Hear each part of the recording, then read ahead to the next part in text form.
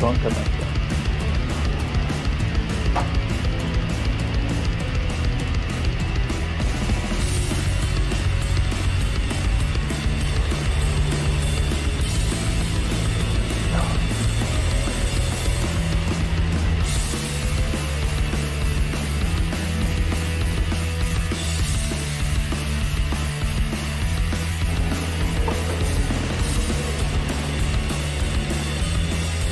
Yeah. Bubble butt.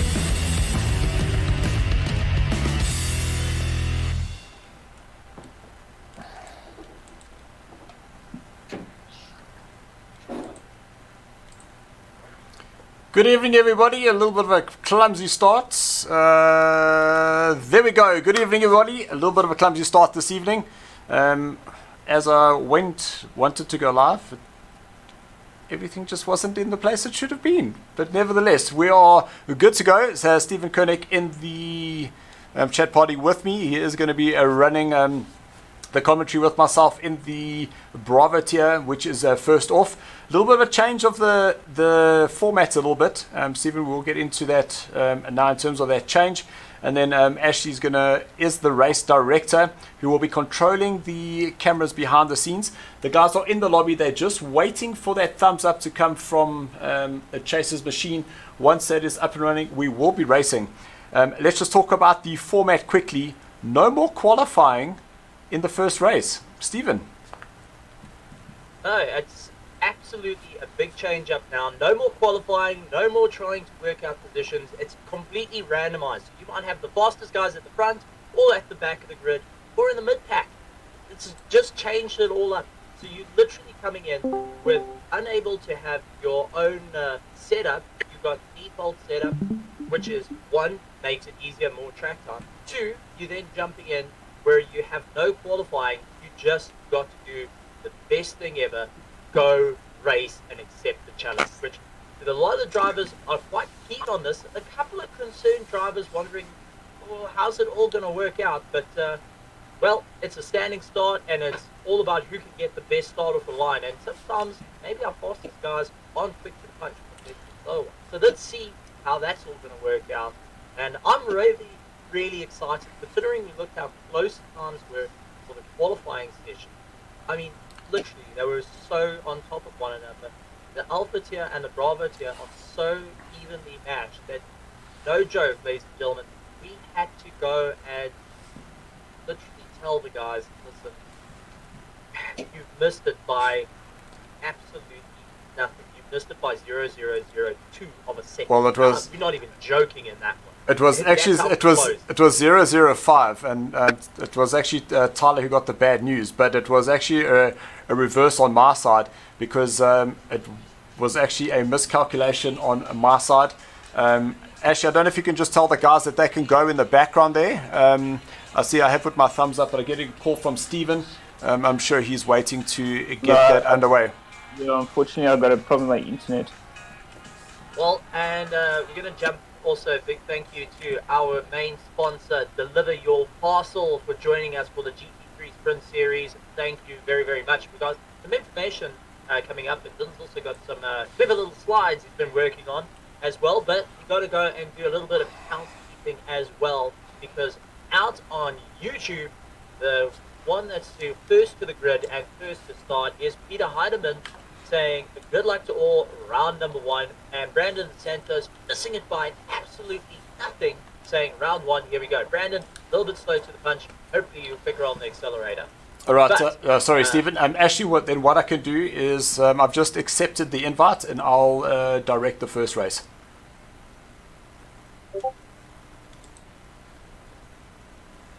So this is going to be a very, very exciting race, and round number one sitting at Spa, which is absolutely awesome.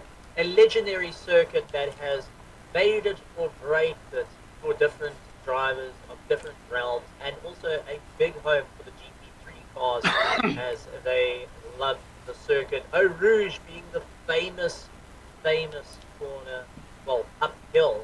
Couldn't even call it a corner, some people just take it absolutely dead straight. So you're expecting with these cars having a lot of aero downforce compared to the historic cars that we had earlier in previous seasons, they are going to be getting some crazy speed right up the hill. So absolutely looking forward to that, and super excited to see how it turns out. I see out on Facebook, all's a bit quiet though, so it seems to be YouTube with a lot of the love as we get ready to rock and roll. Dylan, how are you feeling? Round number 1, long awaited, and definitely I got a second question to ask you.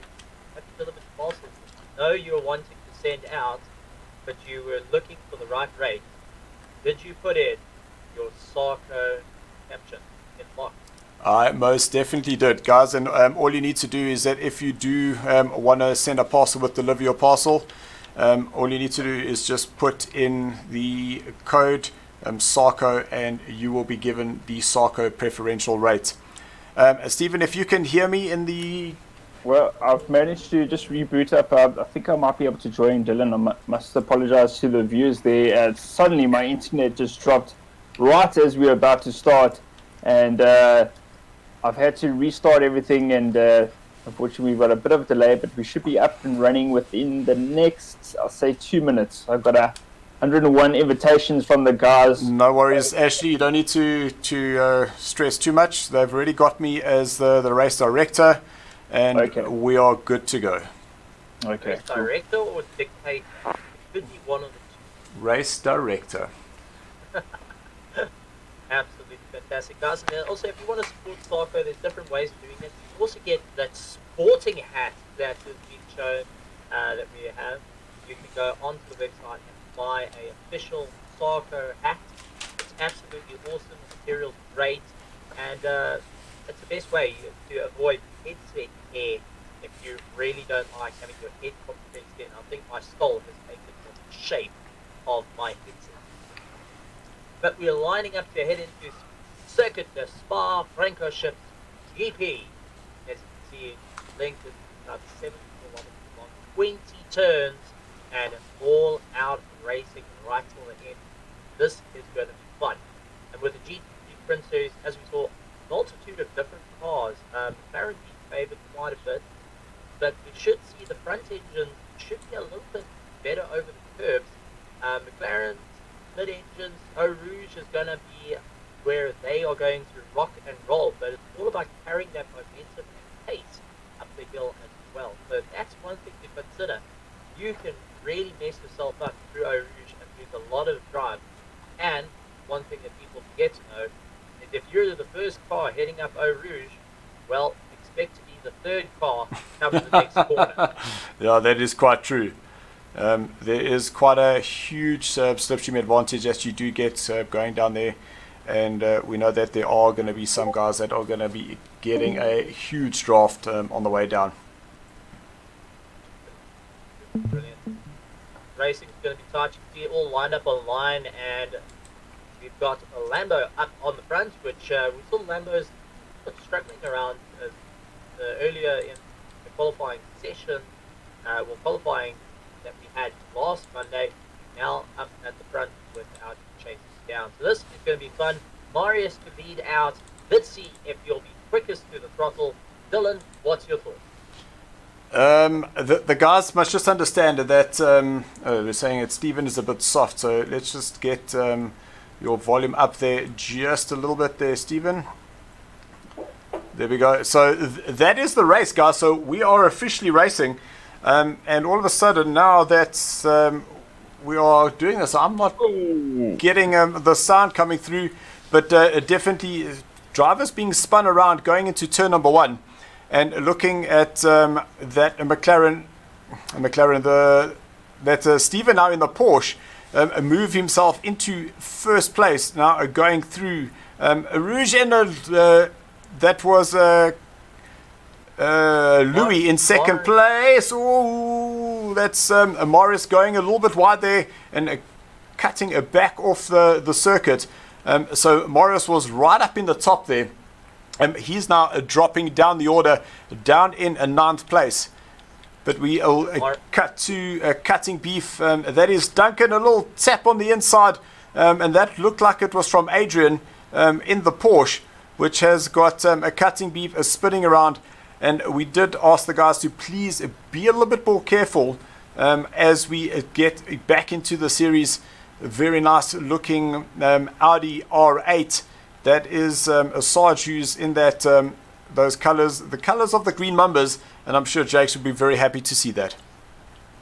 Sarge definitely on a hard push here, but you can see Cuddy Beneath was really getting aggressive to go for the overtake. Insomnia 8-bit though, having a bit of fun in the Audi, trying to carry as much momentum through as possible, trying to catch up to first place. Lost a lot of momentum, but this is the thing, if you can break away from the grid, you are absolutely scoring, because all you have to concentrate is hitting those apexes, hitting those exits, and just keep a consistent pace. And you can see Insomnia going out very wide, trying to carry the momentum through. They've got to also be careful. Track limits is in effect as well. We have got the stewards of turn 14 that don't like Max Verstappen watching at the moment.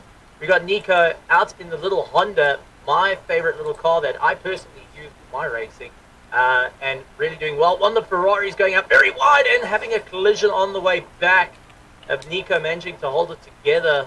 Adrian Bond now trying to work his way through, but that's Silverback who definitely has a bit of a rough looking Ferrari at this point. Lost it, tried coming back, and unfortunately didn't have any fun there. And then we got Pete Bredahan, who's having a great bit of fun at this point. He's trying to get back in tow and go for that second place. Now he's going to have the advantage. If he can just keep close enough heading through Eau Rouge, he'll be able to outbrake heading further up the field. So this is going to be something to consider. You've got to play a little bit of follow the leader to get the best power through. Looking to try go on the inside of Insomnia. Will he be able to do? He's carrying the momentum through, and it looks like he's managed to sneak by, and now on the charge after the Porsche in first. So let's see if you'll be able to do it. It's going to be once again follow the leader. Steven now trying to keep it all together. Has to chop Pete's nose. I'm not sure if you're able to get closer or just turn that volume up just a little bit for us. But there's a... There we go. That's really sounded better, especially on my side. I just wanted to jump back because I see that there's this battle between Cutting Beef Adrian and Sarge. Cutting Beef, that is Duncan in 5th place. We did see him have just a little bit of an incident earlier on in the race, and he just started dropping back after that little spin. But looking at the lap times, and that's out in front, is Steven at 2:31 for him, but he has got Peter Brunt right up behind him, and I'm pretty sure that these lap times are going to be extremely close when they cross the line. And it's great to see Louis up in the top there, currently in the 3rd place. Just remember, guys, that the top 6 go into a reverse grid. Not only that, but the time of day changes to 7 o'clock, and we get a very, very early evening race. And that definitely is going to change the conditions, which once again changes the cars that it suits, of how those cars make those tires work for them. Absolutely. As we'd also take a look, Sarge now pushing his way through, gets a little bit of a tank slapper, managing to hold it through Eau Rouge. Now that is definitely not what you want, getting the tank slapper and getting thrown around. Hopefully the audio does sound a little bit better, guys. Let me know. I did a little bit of reshuffling of my microphone and the condenser. Donovan now also on a hard push, trying to go defensive, and look on the inside of the Honda. No, really disconnected as he was going into that braking zone with Colin. No, man, and we saw that was going to be a very interesting move there by Rudy in his yellow BMW, and unfortunately Rudy disconnecting there with Colin, which now has allowed Silverback to be freed up a little bit there. But now back to the front, and this is Stephen, Peter Brunt, and Louis doing extremely well. These guys just about matching their times lap for lap. But it is Peter Brunt who's currently going the quickest of the 3. But I think with him behind Stephen in the very, very SARCO inspired colors, that Porsche is definitely doing what it's supposed to be. But we do know that Ferrari around this track is absolutely deadly. That's absolutely for certain, and you could see he's really pushing as hard as he can, trying to look up on the inside, but does go out very, very wide. So every time he's making up ground, he's losing out every time he goes wide. Oh, that was very close there.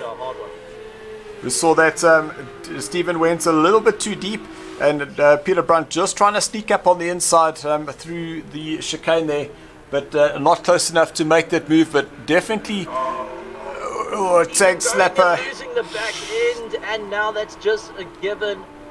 Brian Hunt, a bit of a drive heading into Eau Rouge. Now this is who's going to be side by side. Oh, it's close.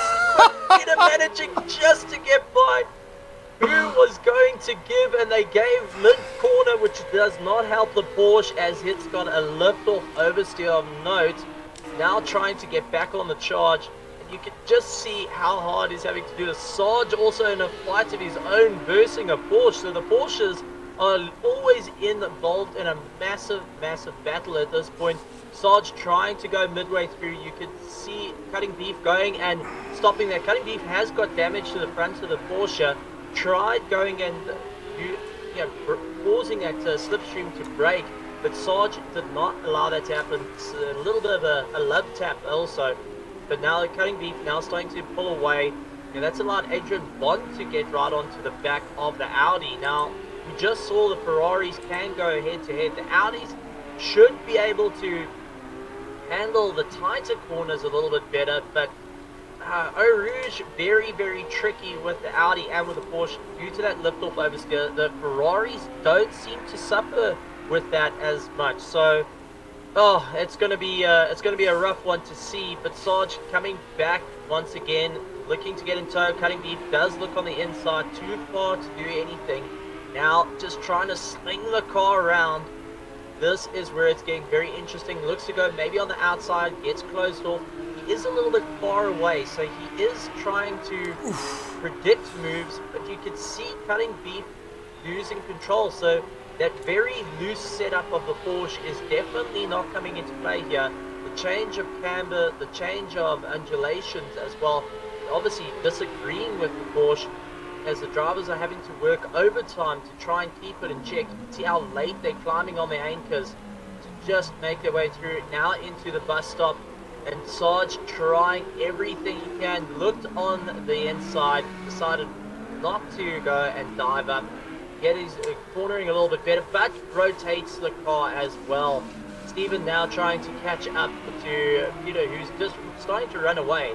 Now Insomnia right on the back of him as well. So this is where it gets very, very interesting, as we've got a Ferrari, Porsche, Audi battle literally the way through the field at this point. If you actually work it out, our three battles consist of the three names.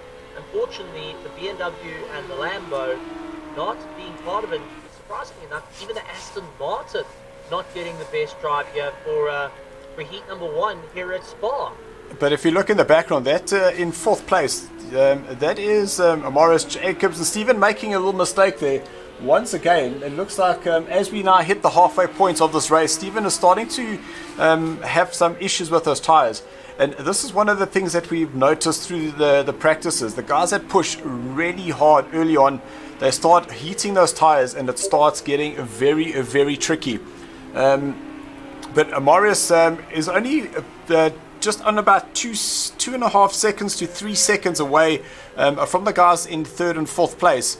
And if he plays his cards right, he might just get himself back in, as we see Stephen needing to add a lot of counter steer there going into turns number 12. What I just wanted to mention, Stephen, is that we're looking here at Peter Brunt, Stephen, Louis, as well as Morris Jacobs.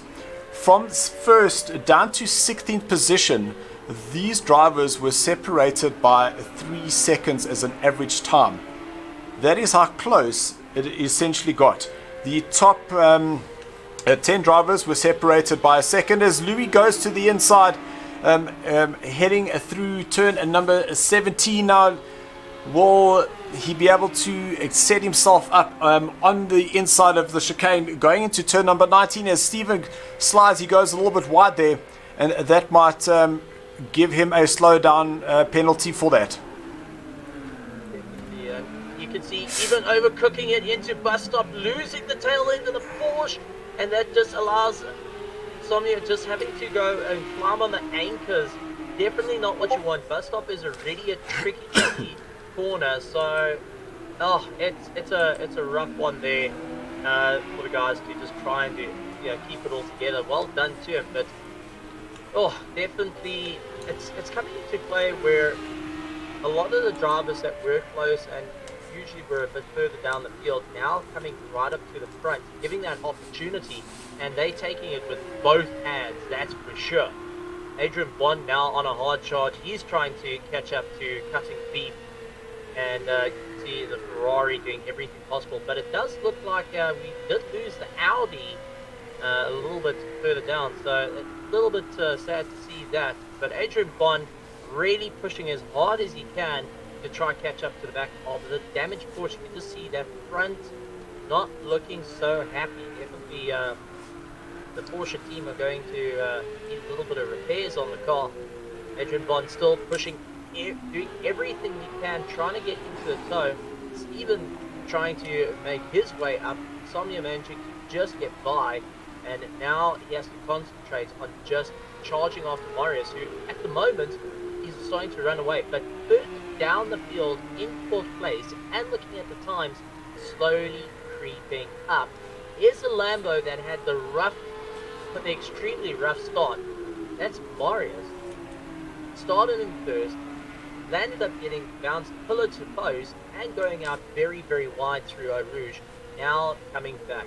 Adrian Bond does look on the inside as he's making his way around. You can see how unsettled Cutting Beef is. Only 0.4 of a second difference, climbing on the anchors. Now this is all about getting the momentum all the way through. Try to pull yourself along.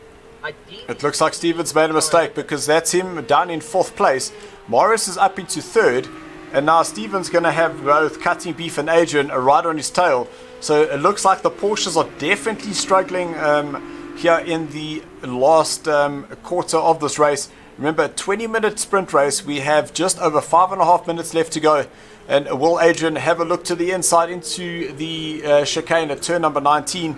Not close enough, and just making sure that Steven gets that exit. And it looks like he was able to get the control of that car on the way out. Definitely. I'm sure Adrian Bond is busy going, why do I have 2 glorified Beetles in front of me? I'm in the Italian Stallion. I need to pull away and get in front of these guys. You can just see Cutting Beef once again, just using that tail end. The cars are just a little bit too loose, and the drivers are having to really try and hold it all together. Steven now starting to open a bit of a gap, gets a bit of a slide, pulls himself along, goes out a little bit wide, and you can see Adrian Bond also going very, very wide, trying to carry the momentum through.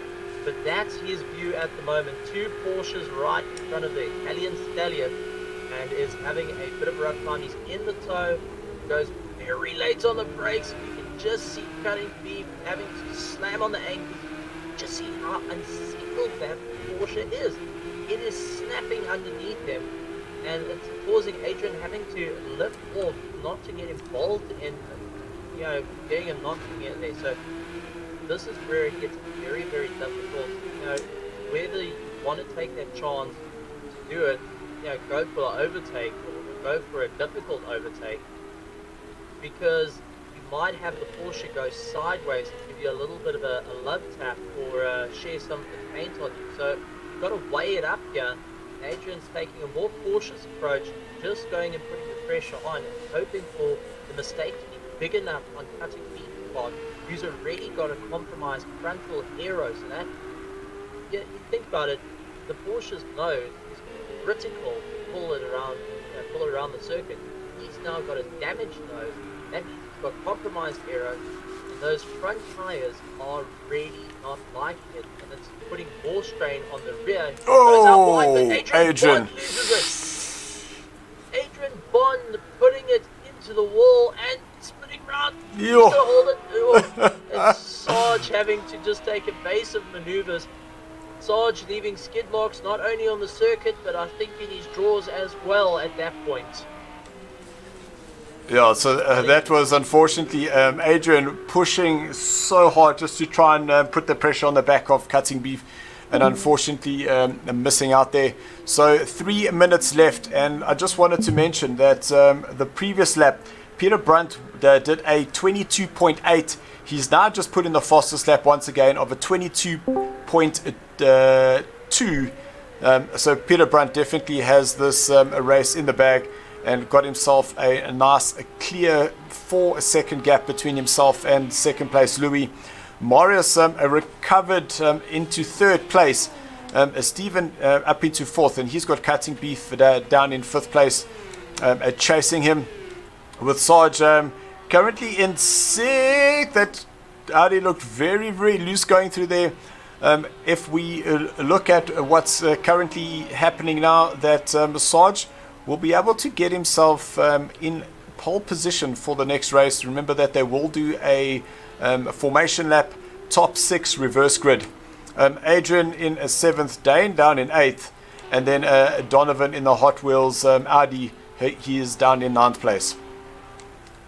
Absolutely, and you can just see the guys really trying to push it a little bit for heat number 1. But Peter Brunt at the moment, open air in front and behind, running his own race. He's got 1 minute and 40 seconds left of this race, so he's really just having to keep it together and not make a mistake. Managing to really work hard, took a do or die maneuver going up through Eau Rouge. Like, I'm seriously impressed. As anyone knows, racing through Eau Rouge side by side, 9 times out of 10 ends in tears, but the two drivers managing to keep it all together, and that really shows the level of skill that these drivers have at the moment. So it's fantastic to see it, but you can see he's sliding a little bit, maybe starting to fade a bit, or the tires are starting to wear down on that Ferrari, as he is pushing it quite hard to maintain that 3.7 second gap. I mean, 3.7 seconds, it's an entire calendar in front of second place. So he's been running a great race, and it looks like he's going to be able to get one more lap in. So it's not all done as yet. Insomnia down in second place in the Audi. Had to really work for it now, trying to push as hard as he can. But I think it's going to be difficult. 4.5 seconds, Dylan, through Spa. It's a proper eternity, that's for sure. No, I do want to just commend Louis in his effort here. We have spent a little bit of time racing with him in the practice, and that's just the thing about this series is, you know, you're jumping into the first race. You don't really get that time to get into a rhythm, what you would normally find in the qualifying, and it's just green lights and away you go. And Louis was able to keep his nose clean and basically race Stephen, and he's done an absolute fantastic job getting himself up into second place. It's absolutely a difficult one. And also taking a look at the comments, guys asking where's Rudy. Rudy unfortunately disconnected early on. He was making an absolute fantastic look to pass, but didn't quite work out. Unfortunately, in sim racing, we have disconnection issues which are equivalent to mechanical failures. Hopefully we can get him back for heat number 2 and get him up and going as well. Now I see Yellowman also coming and joining in the comments as well, so good to have you back. Yellowman, a big follower of the SARCO and races with SARCO, just came out of racing in a 24-hour race, so he's probably sick and tired of steering his steering wheel, but coming out and supporting his long-term friends here racing at SARCO, and he's going to be absolutely smiling to see Peter going and having a great run in the Ferrari, marching his way around, heading towards the bus stop. Faultless race, took a do or die maneuver, and now it is all worked out. Absolutely brilliant. Coming towards the line, and nearly losing it into the wall as well. Lights flashing, skid marks. That would have been the ultimate flop for sure. Louis coming across the line, second place, as you said, practice makes perfect, and going across. Marius, after a bit of a rough start, falling all the way back, now up into third place, comes across the line. He's got to be smiling. The battle, Cutting Beef and Steven duking it out right to the end, and Cutting Beef coming across the line ahead of Steven. Sarge now making his way through, had a little bit of a rough time, but managing to keep all four wheels on the circuit, and is going to be definitely revved up come heat number 2. So absolutely fantastic. 7th place is going to be Adrian Bond by the looks of it. So, yep, there's Adrian Bond, who's gonna not be the happiest camper. Was really on the ball until the Ferrari decided, listen, we're going to do some Tokyo drifts. Hold my beer. Donovan now also coming across the line, and he's had an absolute great run. 9th place though, not going to be his fantastic time, but has put him a little bit further up the field as we go and reverse our top 6. So Peter is going to be down in 6th place, and he's going to be absolutely fantastic to see how he's going to make his way through the field. But this also gives Marius, Cutting Beef, Insomnia, Steven and Sarge a bit of a run. Sarge is going to be starting in 1st place, so he's not going to make it easy for any of the drivers, that's for sure. And so he shouldn't. Well, I hope not. It's called racing, not go and give the guys an opportunity. I mean, that's definitely it. But let's talk about heat number 1. How do you think about it? Absolutely fantastic. And heat number 1 for round 1, full of interesting challenges and guys having to work hard up and down the field. Absolutely. All I can say is that there's just some voices coming through now. Let's just drop that off. It's going to make it very interesting now that the guys go and they will do a reverse grid. That reverse grid and now also the guys have done some lap times. They understand what to expect. We are going to be changing the time of day now, so we're going to be driving at 7 o'clock, so it will be a little bit later on, and that's now going to change braking points. But now that the guys are familiar with the track, I do think that the racing is going to be even closer this time around, and I'm really looking forward to it. No, it's going to be absolutely brilliant, that's for sure. So guys, while we wait for the what was I going to say, the second heat to begin, number 2. A little word from our sponsor.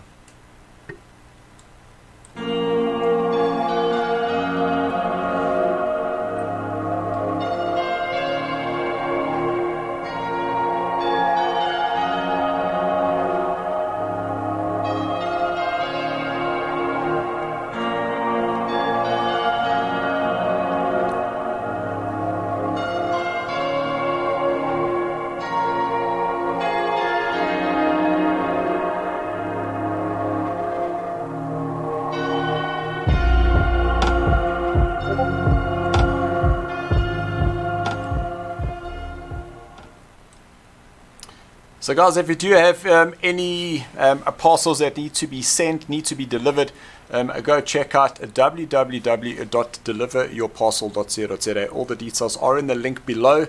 And if you are a business, let's deliver your parcel, quote on your business. I even know that my mom, in her business, they've just changed over the accounts, and knowing my mother, she would have gone through these guys with a fine tooth comb to make sure that they were going to be saving him some money, as well as giving her the service that they deserved. We did hear Ashley last week did use Deliver Your Parcel, and he was happy with what they had to offer. So guys, give them a chance and see what they're about. And remember, the top 3 from each of our seasons this season will stand a chance to be part of the 3-man team that will be part of the Deliver Your Parcel and SARCO Invitational team on the 24th of July. at the F400 karting race. Which is an absolutely stellar prize. We saw the guys previously had an absolute blast with the F400s, the endurance racing, and had to work incredibly hard. And it's a different experience, ladies and gentlemen, to be able to get a chance to climb into one of these karts. And you might think that, oh well, it's a kart. Yeah, you can go and pay $100 and there we go. You go. No, it's not. It's completely different. A lot faster, a lot more grueling, and it's also a team exercise. So you've got to trust your guys completely, and it's the full racing experience. You want a pretty much a professional run. That is the way to do it. And a big thank you for Deliver Your Parcel jumping on board with us to give that the special rates, which is absolutely fantastic, especially with the economy at the moment. Everyone's looking to save that couple of rand, and that's the best way of doing it. And then we've also got that major prize, which every driver is going to be hunting down for. I am absolutely envious. Maybe I should get involved in running in console a little bit more. We'll have to find out. But it is going to be a good one. I see in the chat lots of guys saying, well done, Lewis, and Be Awesome Gaming. Can I get a hoo yeah? Go Rudy Bears. So fantastic to see that. Hoo yeah! I love it. I love to see the excitement. What the hell, man? That's Yolan. He should be racing. So, Neerman Yolan Vasje. Thank you for the hoo-ya, but you should be racing, Neerman. Well, Ethan Duplessis on Facebook saying, "Lacquer boys." Glad to see that our Facebook is not dead. And Ethan, you score the prize for being number 1 first on the grid for Facebook. Share all the love there. But ladies and gentlemen, let's get excited. Let's get ready to rock, roll, and rumble. Heat number 2 of our Alpha tier. Once again, is our Bravo? Bravo. Yes, this is our Bravo. Sorry, getting a bit confused there because the skill level is just so high. Like, these are guys that have missed it out by absolutely nothing. In my mind, we got 2 Alpha tiers currently. That is for sure. As we saw, the guys are absolutely on the money, and it's going to be exciting. Top 6, go and reverse grid. Let's see you guys down there in the chat, getting excited, cheering on your favorite drivers, your teams. Will it be the guys getting to the top? Do you think Peter's got what it takes to move up into first place once again? Well, putting you on the spot there. Okay, so he does have the pace, but now that the guys have had a go, they're a little bit more comfortable. I know that Cutting Beef has been really quick in his Porsche. Rudy, he was showing some really amazing speed in his BMW. We didn't unfortunately get to see a lot of it. We know that the Ferraris are very quick, so can Adrian get a better start and move himself up? And I do believe that it is going to be a very different race this time around. Also, we know that Marius Jacobs, he got himself back to 3rd when he got spun around. So again, the Lamborghini, we've seen the pace, so I think it's going to be incredibly interesting. It's going to be absolutely brilliant, and I'm going to take a little bit of a stab at one of our SARCO drivers and fellow spectators at the moment. It's a good thing we don't have Alexis racing. Yanneman will know the joke. If you saw the 24-hour, 9 hours of versing 2 Lexus teams and we still lost, definitely not a fun one. But we are waiting for the go-ahead from all the drivers. Insomnia. There we go. There's the countdown. All lined up. I think what was happening, Stephen, they were just getting themselves into the chat party, just so that the driver who's out in front can just control the pace. He is able to just advise the drivers that he is going to be slowing down, make sure everybody has got into their positions. And then when they approach the start-finish line, he will be able to do the countdown, and the guys will be driving, understanding that they are not allowed to overtake unless they have crossed the start-finish line.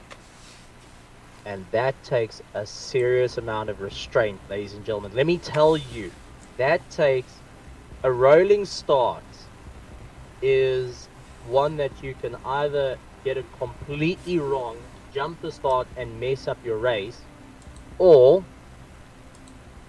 you're going to get the fantastic start, or the last one, which I'm sure Dylan knows very well as well, getting caught sleeping at the line, and the grid lets you know about it. When suddenly you go from the front of the grid right down to the bottom. Very, very I don't know quick. what you're talking about.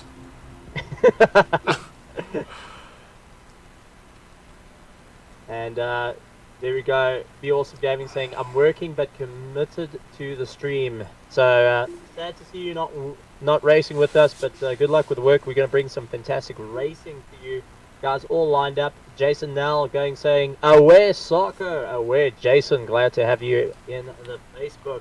So it is awesome. Glad to see the guys starting to trickle in now for our GT3 Sprint Series, proudly brought to you by SARCO in partnership with Deliver Your Parcel. Now, you're going to be sure that this Alpha tier is going to be waiting, this Bravo tier is going to be going and waiting for their first place trophy to be delivered to them by Deliver Your Parcel with that special code that gives you, if you quote SARCO in your checkout, you get special rates. So keep that in mind as well. So definitely want to go for that. And how you do that, guys, in the special instructions block, you just put there SARCO, and they will know exactly what is going on. Just waiting for the start to happen, but I see that this is showing that it's a rolling start. That's pretty interesting. So the guys are, getting themselves. They're going to get themselves sorted. As you can see, they're on their way. Sarge trying to get a bit of heat into those tires, and a bit further up, the guys are going to be weaving a little bit, trying to maintain the heat in the tires to keep going. And it's all a bit critical now. You can see headlights on, and that just shows you a little bit darker. Braking points are going to move. Temperature of the circuit's going to change that fraction a little bit. Also, another thing to bring in that comes into play that we can chuck in, the sunset or the sun position through Eau Rouge can be a pain in the backside, because they are going to get all of it heading up Eau Rouge. That windscreen is going to be full of sunlight, and you've got to just remember where the corner is. It is extremely, extremely difficult, and having a change in day really does change up the ball game. But as you can see, the guys getting themselves into position once again. Going to be exciting for our Bravo tier, and well, good mix of drivers that we have seen previously racing in our Alpha tier, who had missed out by absolute nothing at this point. Sarge leading out in the Audi. You can just see the light on circuit tells it all, and right behind him cutting beef. And I've got to say, the Porsche absolutely striking with the yellow lights. You could just notice it from anywhere on the circuit. The big Lambo of Marius also trying to play a little bit of catch up now, as he's got to line himself up. The guy's just trying to get a bit of heat into those tires. They'll back up the grid, and then we'll get on racing. Peter Bredehunt starting in 6th place now has to try and catch up and move his way up to the field. Going to be I was just about to say, but Peter Brandt and Louis are out of position, because they should actually have swapped.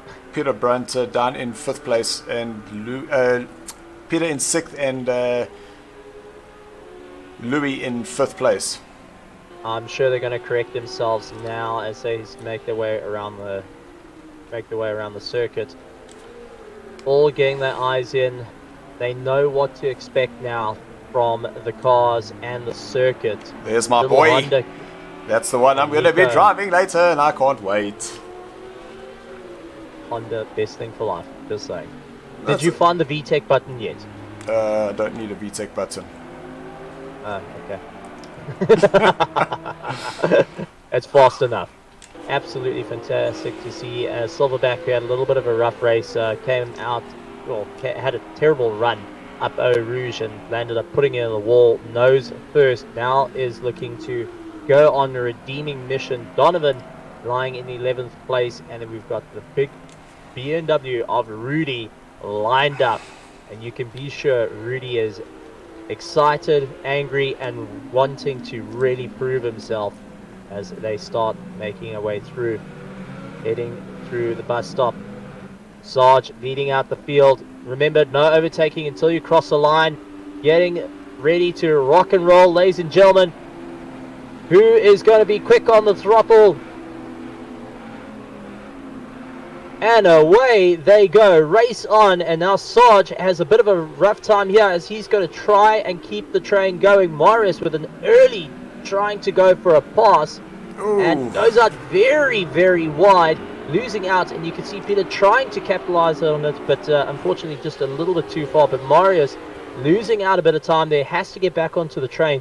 Steven now trying to keep on going, and he's got Ryan the Sarge right behind him, and Cutting Beef looking left and right as well. So Steven having a brilliant start, and now having to just try and claw his way back up to the top. Rudy Bass, who had a bit of a rough time, got disconnected, now is back on a hard charge, looking to cut his way through the field. No! Sarge going and losing it though. Sarge has lost the tail end of the Audi. Absolutely a nightmare for him at this point. And you could just see Marcus going flying, that Audi trying to get back, but all the way back of the field. Oof. He's on a definite march to climb up through the field now. What do you think of that start, Dylan? So I was actually very, very happy with that start. The guys were nice and clean. Did look a little bit shaky going through a Rouge and up Redlion. But the guys keeping the distance, getting in the train, and just making sure that they're giving each other enough space. And just what I said earlier on is Cutting Beef has got the pace out in front. And we can see him now putting a lot of pressure on Steven. But those Porsches definitely battling for grip here. Peter Brandt, you can see that he's started to lose a little bit of pace between himself and his teammate, that's Marius in third place. And here comes Louis in fifth place, starting to move up the order. Then Adrian Bond, you can see that Ferrari getting up the order there as well now. We then have Dane in eighth, and that Lamborghini is definitely holding its own against the Ferrari as they head towards turn number 18. Now it is going to be on the brakes. It just jumped here to the front. Ooh, cameraman Tim definitely got the focus wrong there. It felt like if we were any closer, we would have been on Marius's lap. But now we jump on board with a Cutting Beef, and let's go for a ride with him as he takes us through a Rouge and a Red Leon, and then up through turn 6 and then along the Kemmel Straight. And this is how close these guys are able to drive. A little flash of the lights there from Cutting Beef, and we all know him as Cutting Beef. His name is Duncan, driving from the UK. You can see taking a lot of curb, a little lift off in the Porsche. That's going to understeer, and that's the problem that you get trying to follow so closely. But it is a gamble that you definitely need to take to carry the speed down the Kemmel Straight and set yourself up for turn number 7. Definitely some hard work there and lots of support going for Rudy Bumble BMW for the win, who's trying to make his way up through the field. And also I've got to give a shout out to one of the guys in the chat that hasn't been in sim racing for a very long time, Mr. Race Day himself, Colin Hasty, joining us. Glad to have you. And he's saying, oh look, a Porker in the front, lovely. Well, it's a glorified BW in my books at this point. But absolutely, you can see Cutting Beef really putting on the charge here. But it seems like what the difficulty he's having, as soon as he gets on the anchors, that car just unsettles underneath him, and he's having to wrestle it around, losing that little bit of time. And you could see immediately starts losing out time to Marius, who creeps up right behind him. He's able to get the drive out of the corner, but getting into the corner, he's fighting left and right with that Porsche. You can just see a bit squirrely every time he climbs on the anchors. So he's not enjoying the way it's braking at this point. He can keep it together, making its way around the corner, but soon as he goes on the anchors, it's just unsteady as all heavens. So the Stephen, pressure I coming just from behind him is not want gonna to work. jump in here quickly. So I'm looking at the fastest sectors. So the fastest sector, it was Marius, then Peter got the fastest sector, then Stephen got the fastest sector.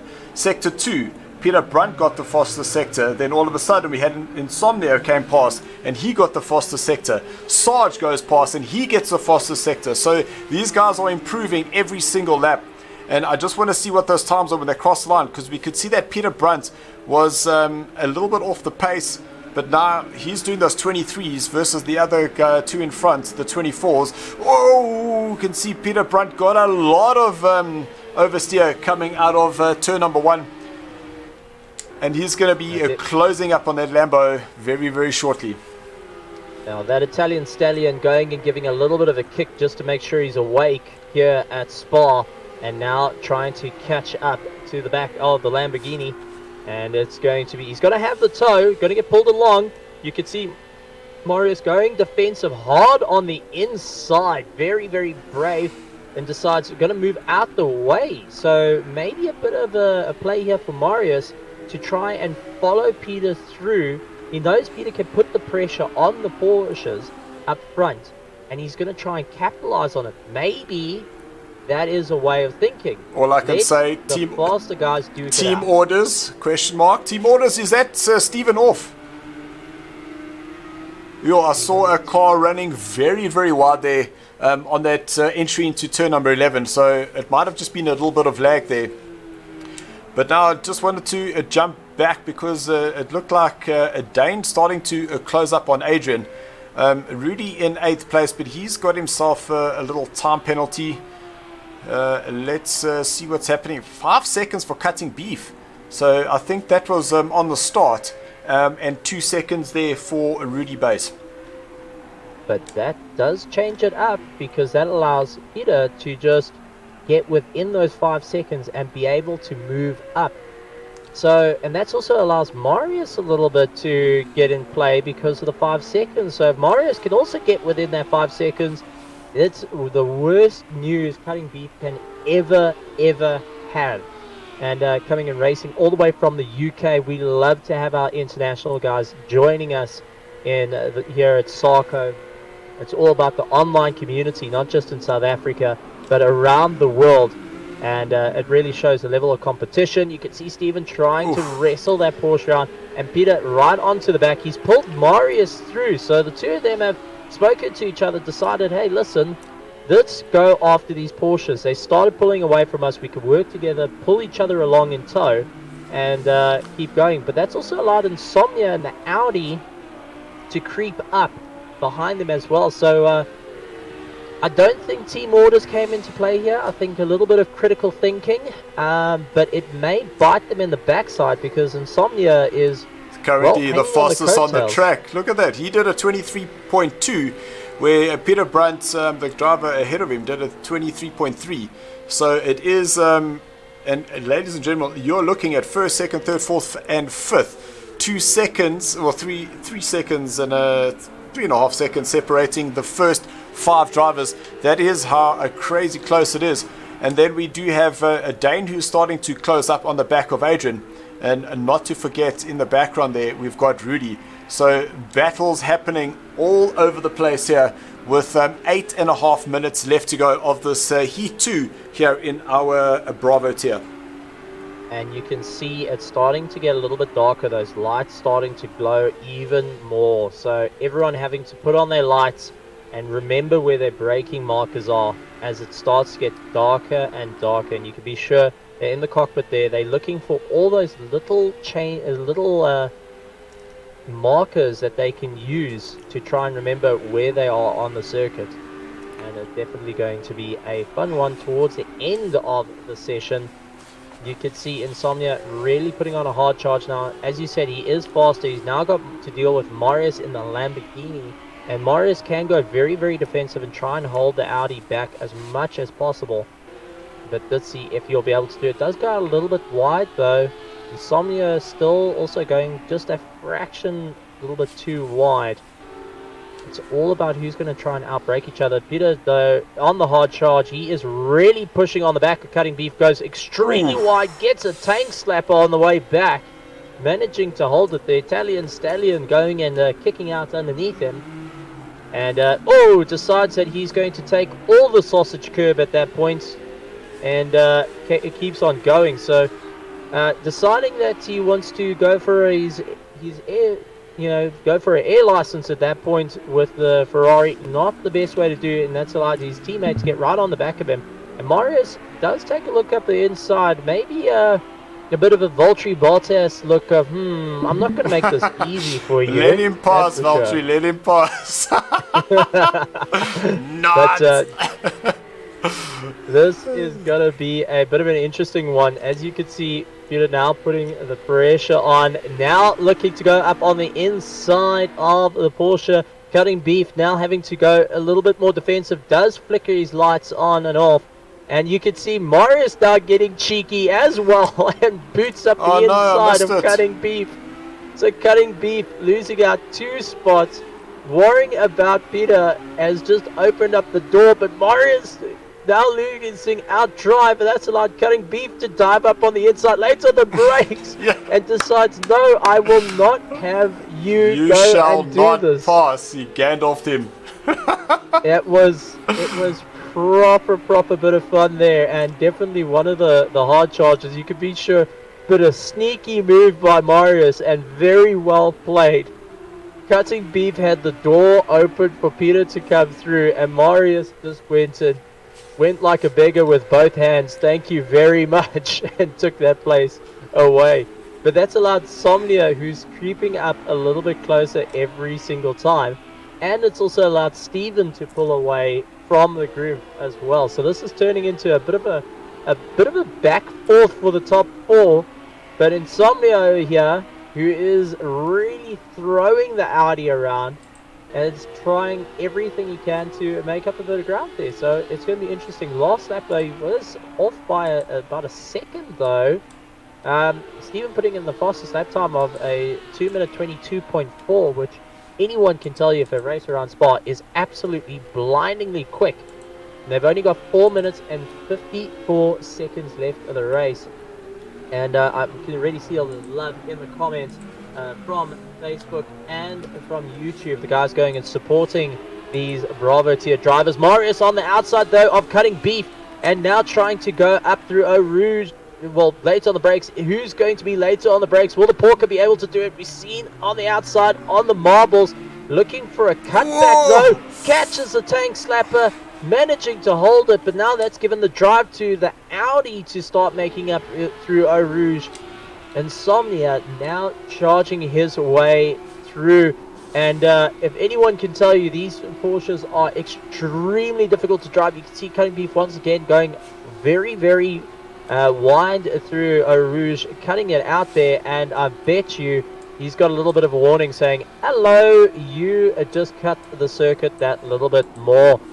And this is where it gets a little bit tricky. I know Colin Hasty has done that more than once when he raced in the sim racing with the Porsches. He can tell you that they that snap oversteer that comes from it. I mean, Dylan, you should know as well. You got to do a little bit of testing with the Porsches here in Project Cars 2 before deciding to come to the masterclass of the Hondas.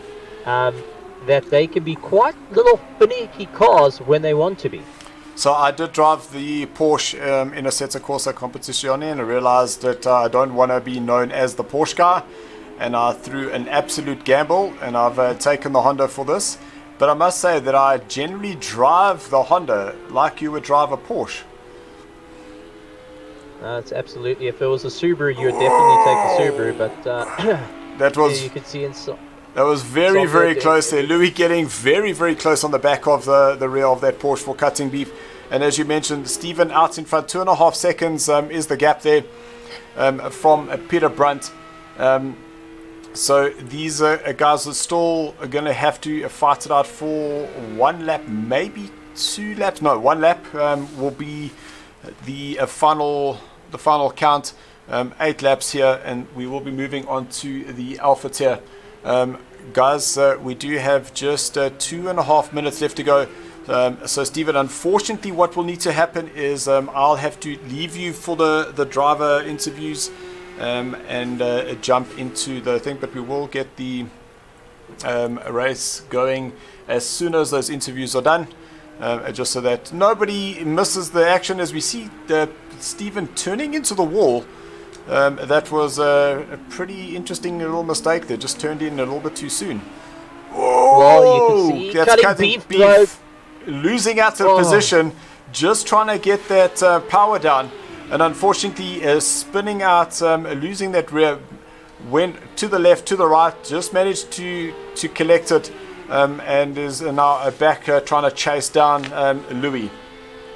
Now Louis doing incredibly well, and just putting the pressure on has helped, but cutting beef all the way from the UK, really battling here at Spa with the Porsche, and fell a little bit down the field, but definitely doing everything possible to just try carry the momentum through. But it seems like the Porsches and Spa are definitely not friends. Hopefully round number 2 is going to be different for them. Cutting beef though, going felt farming, doing a bit of rally cross, loses it out, and oh! Massive impact into the wall. And take a look further back, Adrian Bond getting a bit of pressure from Rudy Bays in the BMW. The BM now on the hard charge, and you can be sure that Rudy's not enjoying seeing the yellow machine, the Bumblebee, chasing him down and covering his rearview mirrors left, right, and center. Brandon Hill's also jumping in the comments saying, "Let's hoy." Yes, he's super excited to have our go coming up next, but oh, you could just see the damage. I absolutely feel terrible for cutting beef. That scrunched that Porsche, he's now having to limp around. You could see it's got some difficulty turning in. 26 seconds left of the race, and at this moment he is just waiting for the checkered flag to come out, trying to maintain what he's got. He's currently in first place, but up at the front, make his way through to the bus stop, ran faultlessly in the Porsche is Steven, despite having a little bit of a rough ride and collecting the wall, but turning in a bit early. He is coming across the line to take that first place, and he's going to be absolutely smiling ear to ear. Right behind him though, making up the points, is Peter, and then we've got Marius in the Lamborghini. Right behind him is Insomnia, that's Louis, who had a great run as well. Absolutely fantastic running from the guys. Fifth place is going to be cutting beef. No, it's not. It's going to be Adrian Bond that comes across, that looks to come across the line. Cutting beef falling a bit further down due to that 5 second plus track penalties, and you know, fought really hard, but unfortunately we had the stewards from Formula 1 go and come to play. You can see there's 6 seconds. Rudy Bays had 2 seconds behind Adrian Bond of penalty. Ryan having 1 second, but there we go. A bit of a crumpled up Porsche. There's Ryan in the Audi, had a bit of a rough one, and we've got our Lamborghini running out at the back. Absolutely fantastic. We're going to be moving to our Alpha tier now. Dill, you're going to be smiling for that one. You had a little bit of a practice a little bit early on with the Honda, just getting us a build up of excitement to the race, and we're going to have the guys also come and have a chat to us. For the Deliver Your Parcel GT3 Sprint Series, proudly brought to you by SARCO, we're going to have a little bit of a words from our sponsors. And remember, quote SARCO on your checkout to get some special rates, especially just for SARCO. That's how famous we are, ladies and gentlemen. They have made a special rate for us.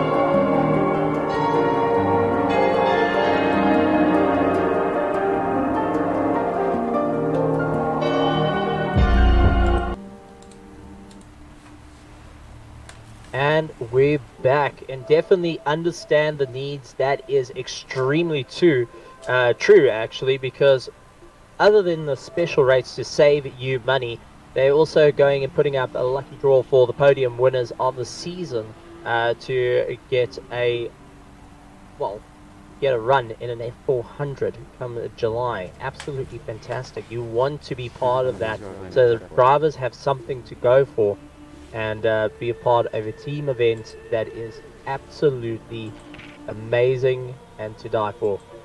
One of the biggest growing karting at the moment, the F400s, and also very, very competitive.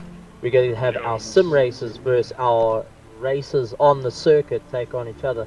So if that doesn't get you going, I don't think anything will. As we move on to our Alpha tier, Colin Hasty saying, I feel the need to race. Well, definitely. Lots of prizes on the line, Colin. You've got to be a part of this. Come on, bring your friends as well. We also got Terry Wolford joining in the comments, going and cheering on. He's going to be having a bit of fun as well a little bit later on. And we've also got Brandon Hills. Let's see, we got Vaughan Hills as well, who are going to be joining in. But coming into the commentary box is the man in the Audi, the man with a plan, and has got most of the quite a bit of cheer in YouTube. And this is Lewis. Lewis, how are you doing after that race? Close calls all over and slowly working your way through the field. How was that, bud?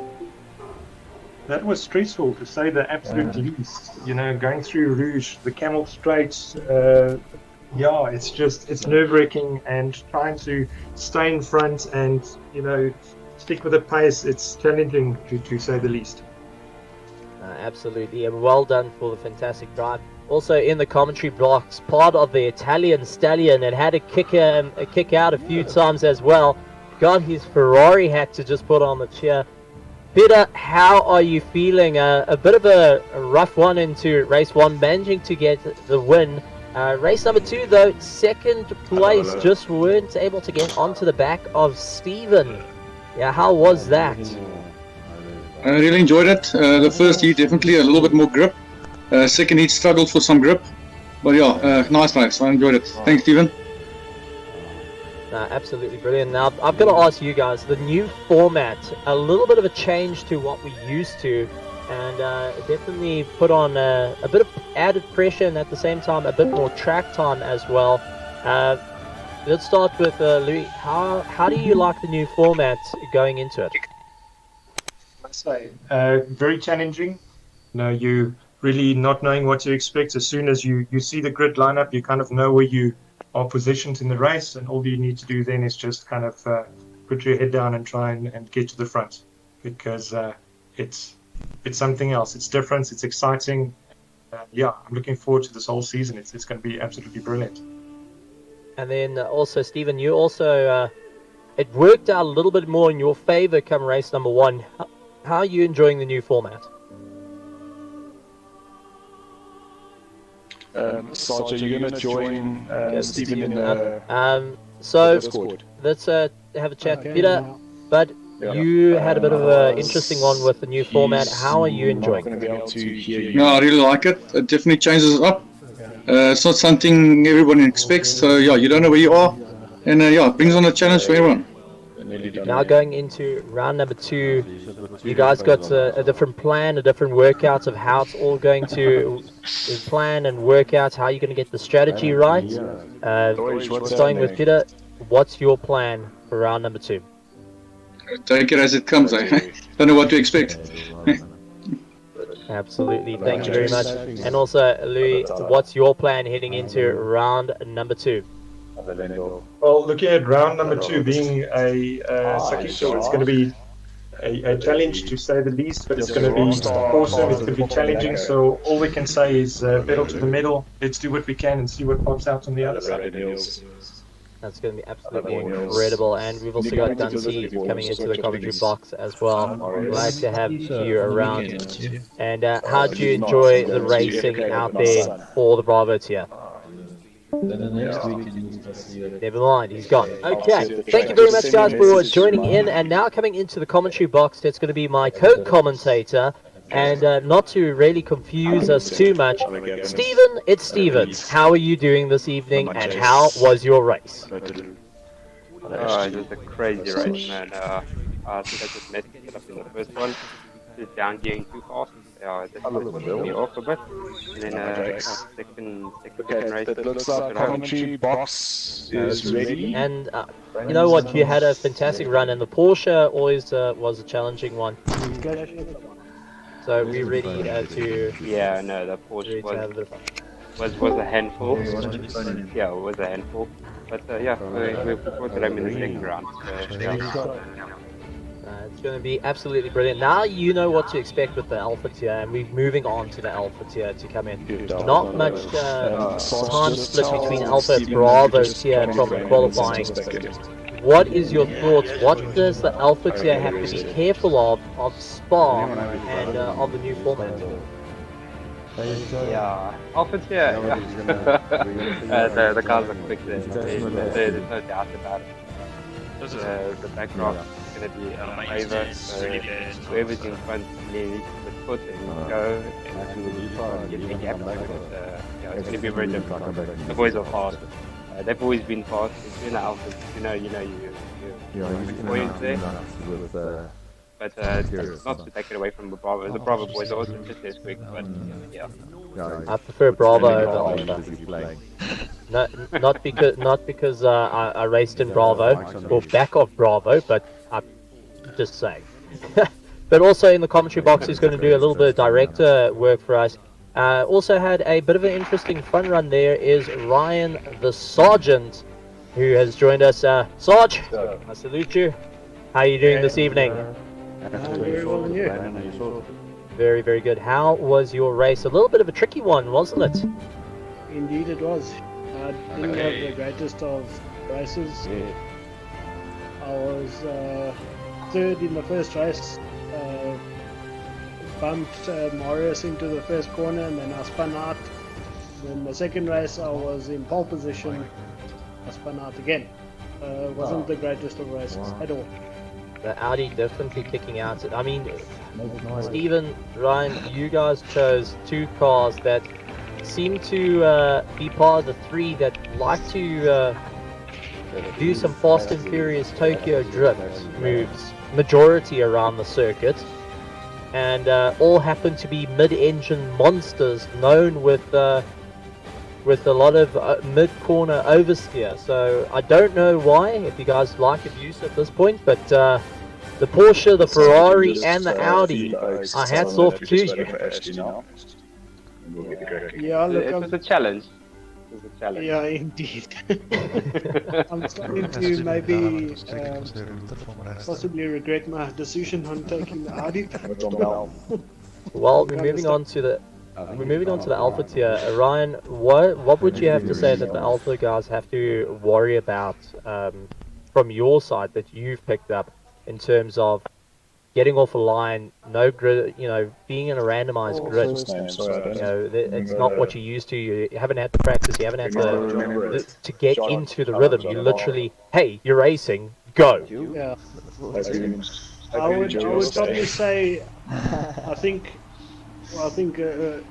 myself as well. When you go off the start, randomized grids, you kind of tend to want to make your positions up as quick as possible, which might not be the right thing to do.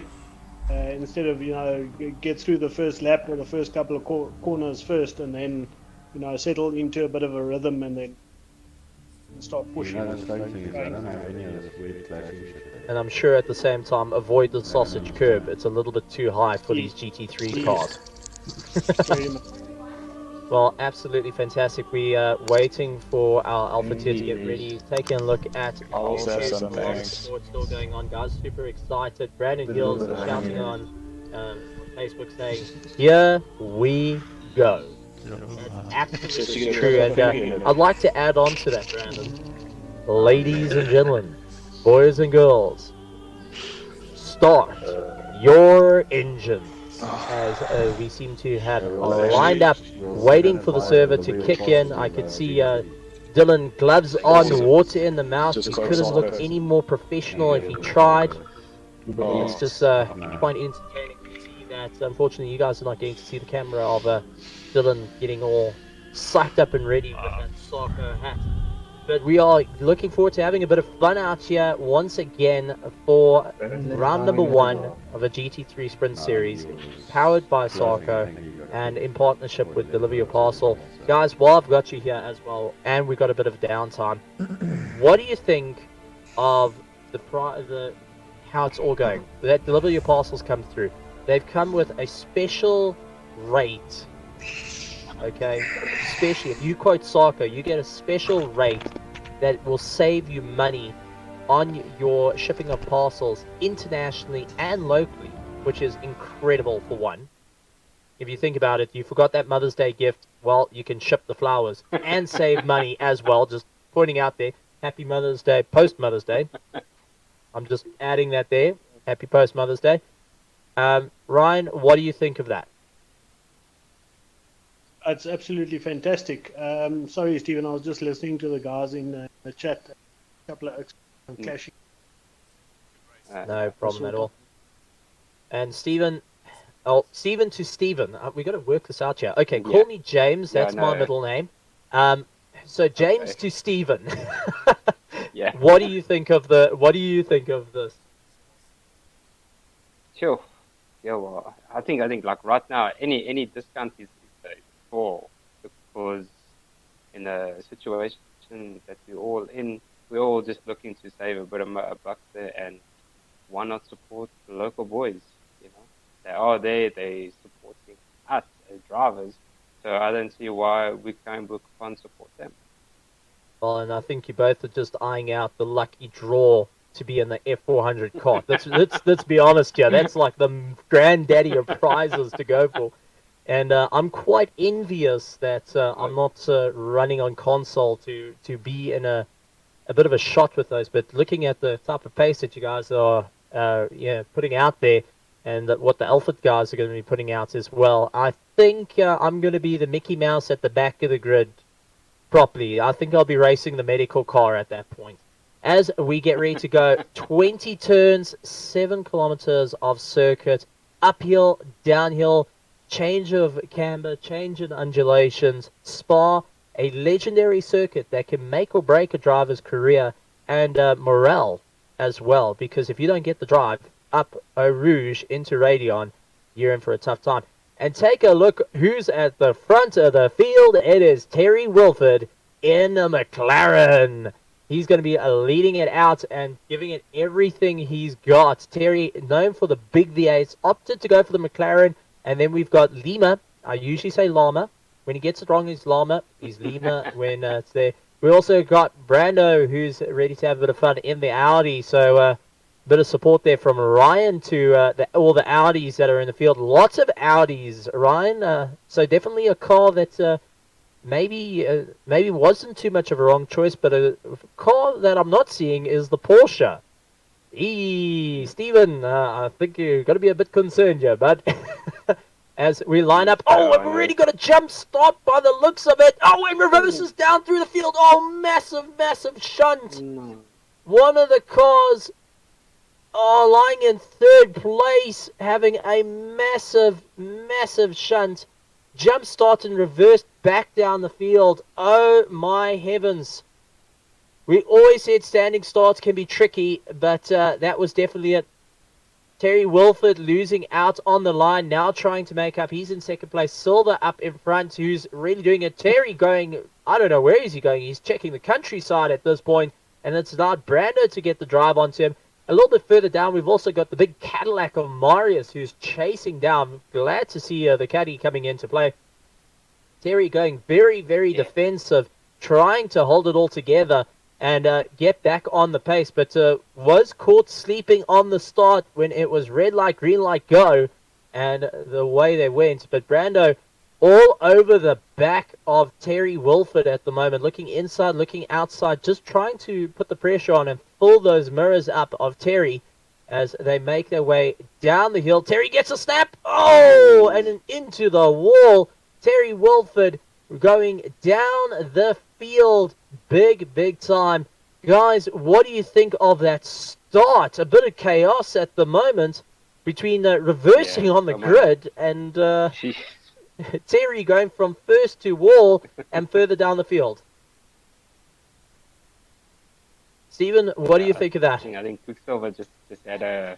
I think Quicksilver had a freaking major leap there, and I think he got that start perfectly. Like you couldn't nail that any better than what he did. I know I've been practicing my starts, but that was spot on. And there's Dylan down in 10th place in the Acura, who's trying to keep it all together at this point. The Acura and the Honda NSX very, very close to one another. Definitely beautiful, beautiful cars in shape, but also very challenging to get round. So Dylan trying to get on the ball. He hasn't had much practice in the car around Spa, and it's starting to show a little bit as Sly Pete up in front is definitely starting to run away. He's it's Jake's in front of him. He's his teammate, and then you got Sly Pete, who's managed to make his way up in the big AMG, hunting him down. So the big AMG being a major factor here, and Dylan having to try and keep ahead. He's going on to the back of Jake's.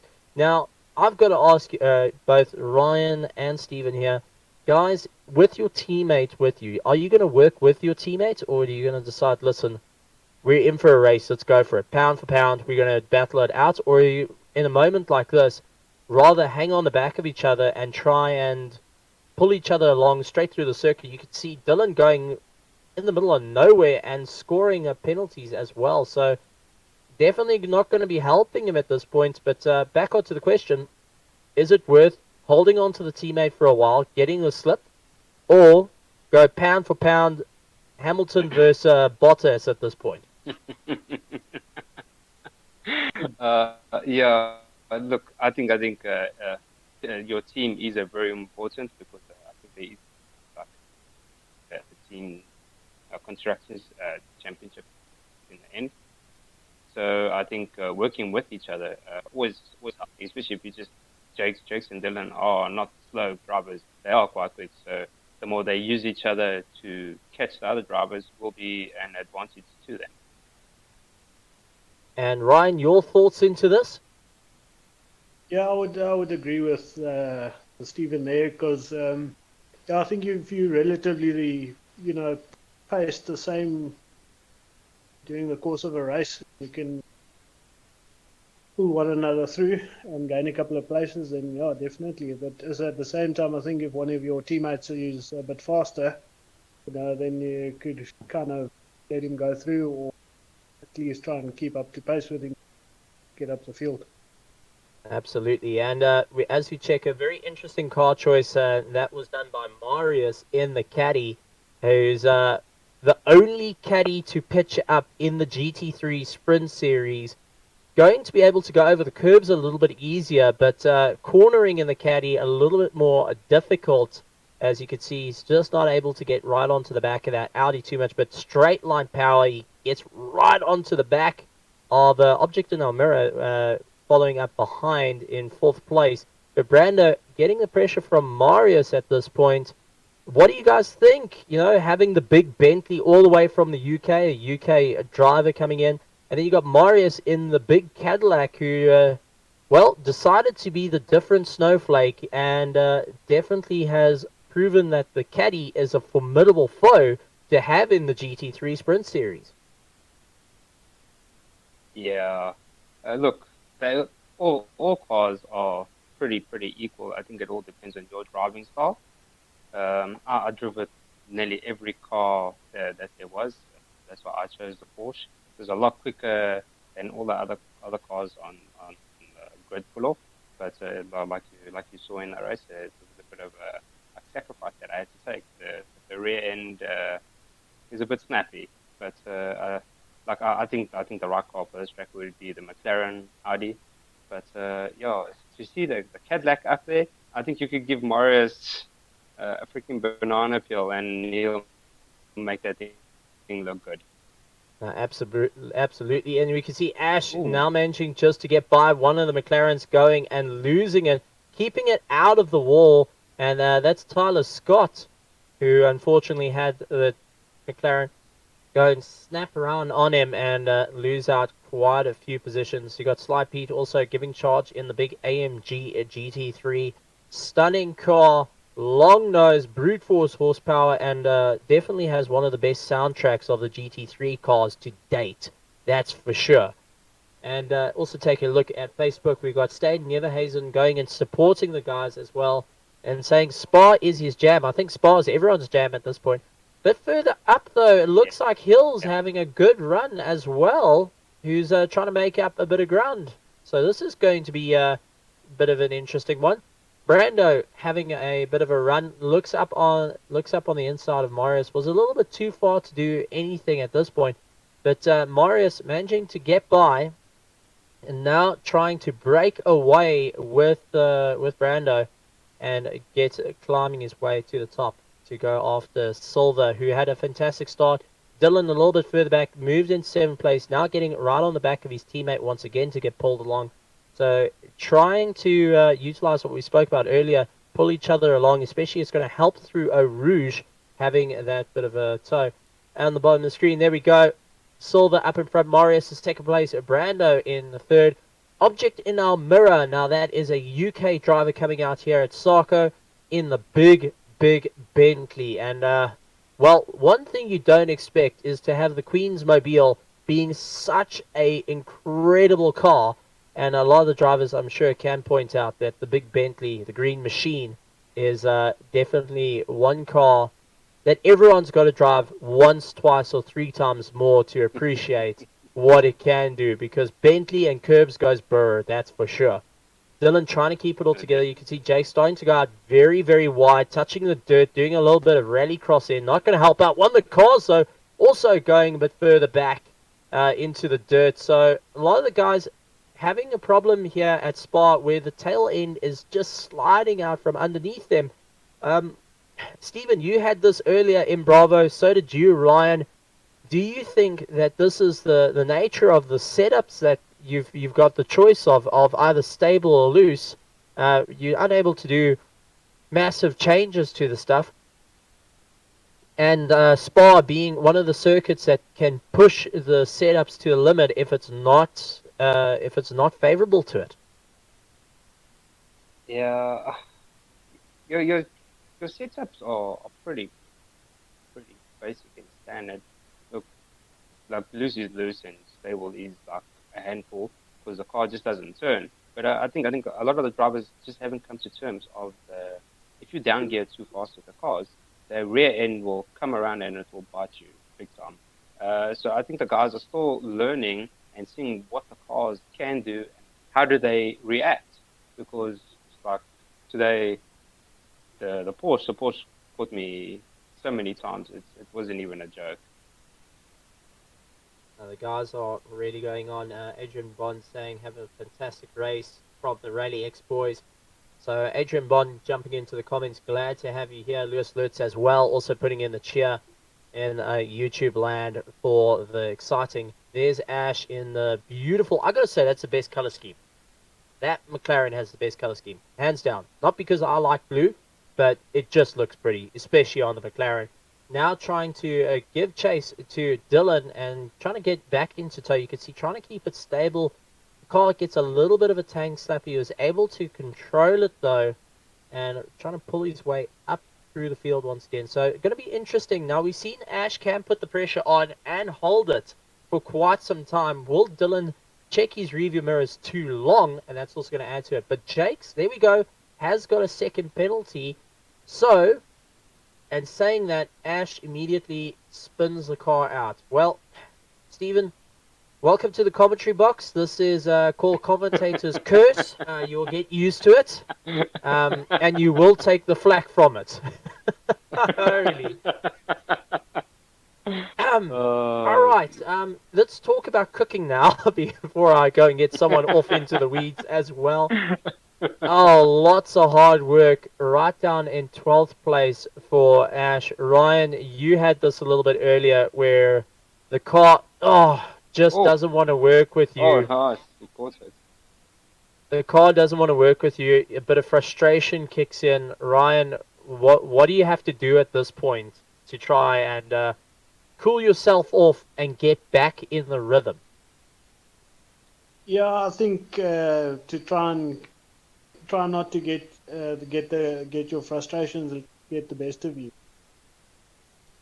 Just calm down, slow the car down a bit, go through a couple of more corners a little bit easier, brake a little back in them.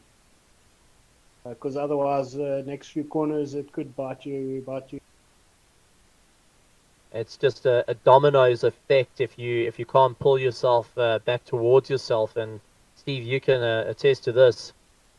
Making one little mistake can really ramp up the race, and I think everyone suffers from it. Even if it's a sim race, you start gripping the steering wheel just that little bit tighter. You start missing the little cues that come through, the little fidelity cues that come through our steering, saying, "Hey, listen, you're pushing the car just a tad little bit too hard."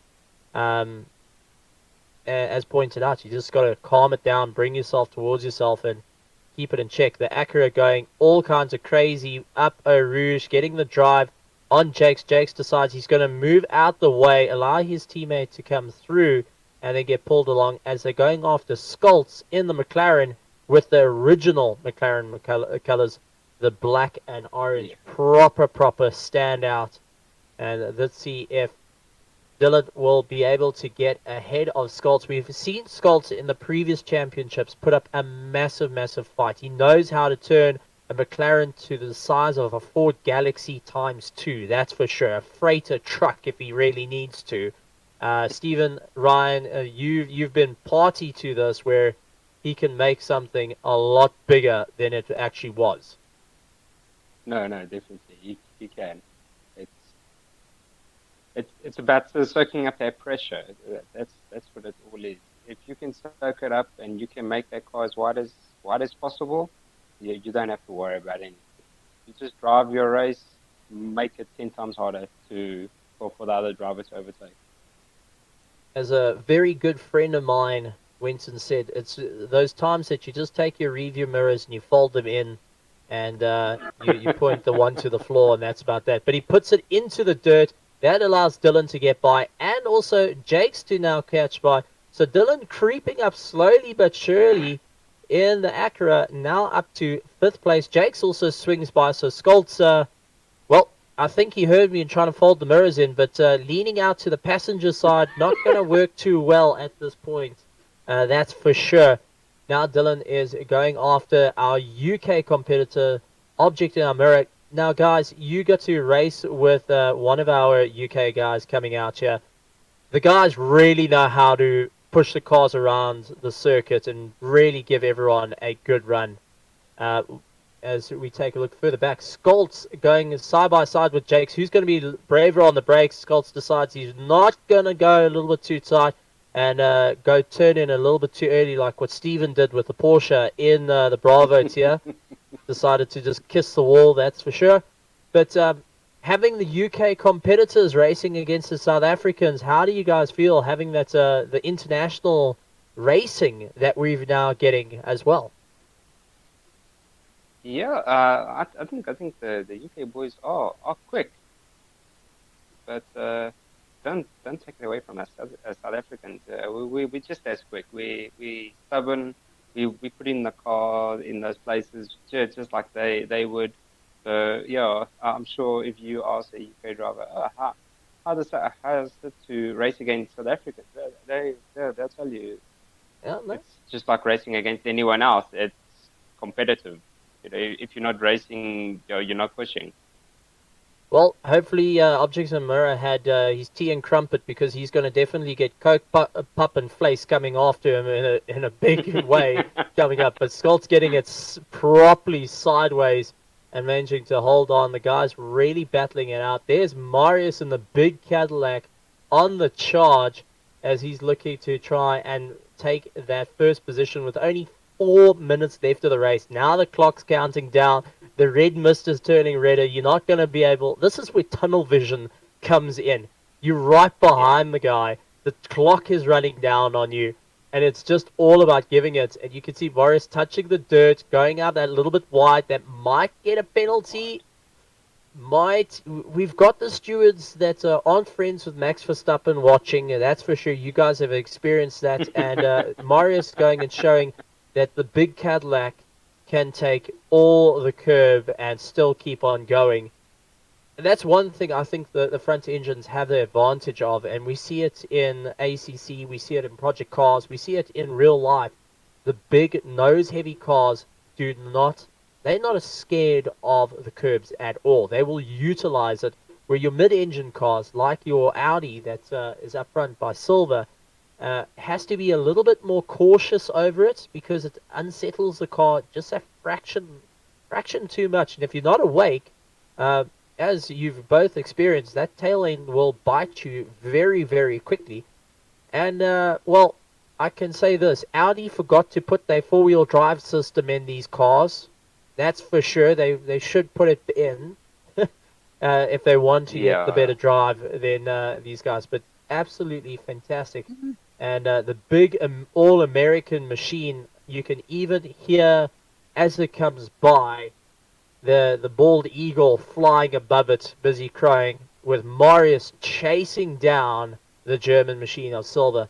Absolutely fantastic performance from these two, running a bit nose to tail at this point. Stephen, what's your thoughts on this? And especially last 2 minutes of the race coming in, what sort of tunnel vision comes in? You're just trying to get as close as possible, because you're gonna wait until that last corner, have a little lunge on the inside. If he doesn't shut the door, if he shuts the door, it's pretty much you just stick behind him. Second place is what you're gonna get. But from here, you're just trying to get as close as possible, push him until he makes a mistake, and then capitalize on the mistake. That's racing. It always happened. And I don't think these two are gonna crack under pressure, because they're always racing with each other. They're always putting each other under pressure.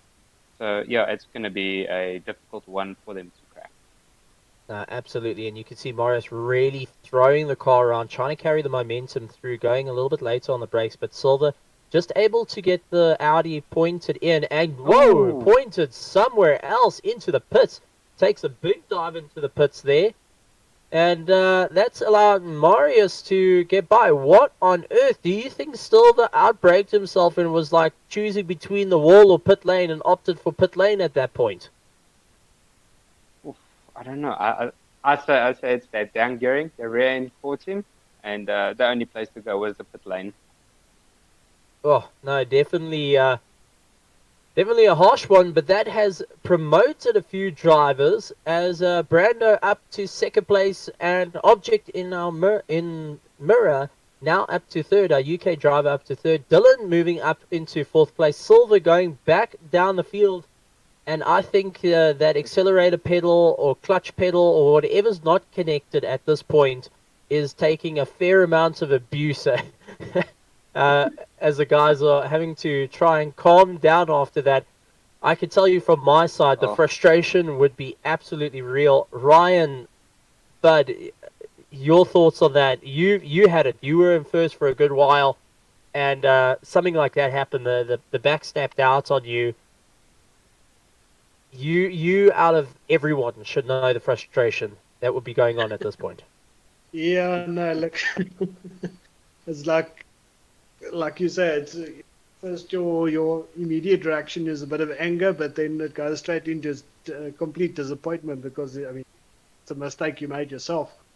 So I'm not quite sure what happened there. Maybe I'll listen into the chat and see what he has to. We'll send our informant in to go and find out what happened. That's for sure. But Marius making his way through, the bald eagle of America, spangled banner rising high at the front of the field. And take a look, Dylan now onto the back of the Bentley, our UK participant, now taking on South Africa. This is what we've been waiting for, to see whether Pup and Place will lead the charge or Tea and Crumpets will lead it out as they battle their way through for third place. This is going for a podium here, Stephen. And what's going to be the best bet? They've got their time that has run out, and it's all about just trying to keep it all together. Do you think the big Bentley has what it takes to just keep it clean through bus stop? I think it does. It's a pretty stable car. if you were going for a safe bet, Bentley was the way to go because that car has got horsepower, it's got torque. The setup on it is incredible, but yeah, like you can see Bill there in the back, he's pretty happy with his sport. He had to work his way all the way from the back of the grid, so don't take it away from that Acura. Acura is also quick. I just can't drive it. I'm not a big fan of the Bentley. It makes no sense to me. But Alpha Tier climbing up. Dylan happy getting up into that fourth place. You Silver can going to be see. slightly disappointed. And I think I've got a special soundbite here for Silver. And I do apologize in advance. Coming into the pits. But bit of a rough one there. Now heading into heat number 2. This is where it gets exciting because Silver is starting second on the grid.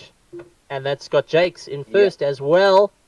And we're reversing the top 6 to make it even more interesting. So, Marius, first place with the Cadillac, with the Bald Eagle shouting above him, now starting in 6th and having to fight his way through an extremely competitive field. And, might I point out, the drivers that had an impact on the start are now back in the contention for heat number 2. Morris is he's gonna be kicking himself because now he has to go do it all over again. So yeah, to get past Jake, Quicksilver, Dull, Object in the Mirror, Brandon, they're all quick drivers.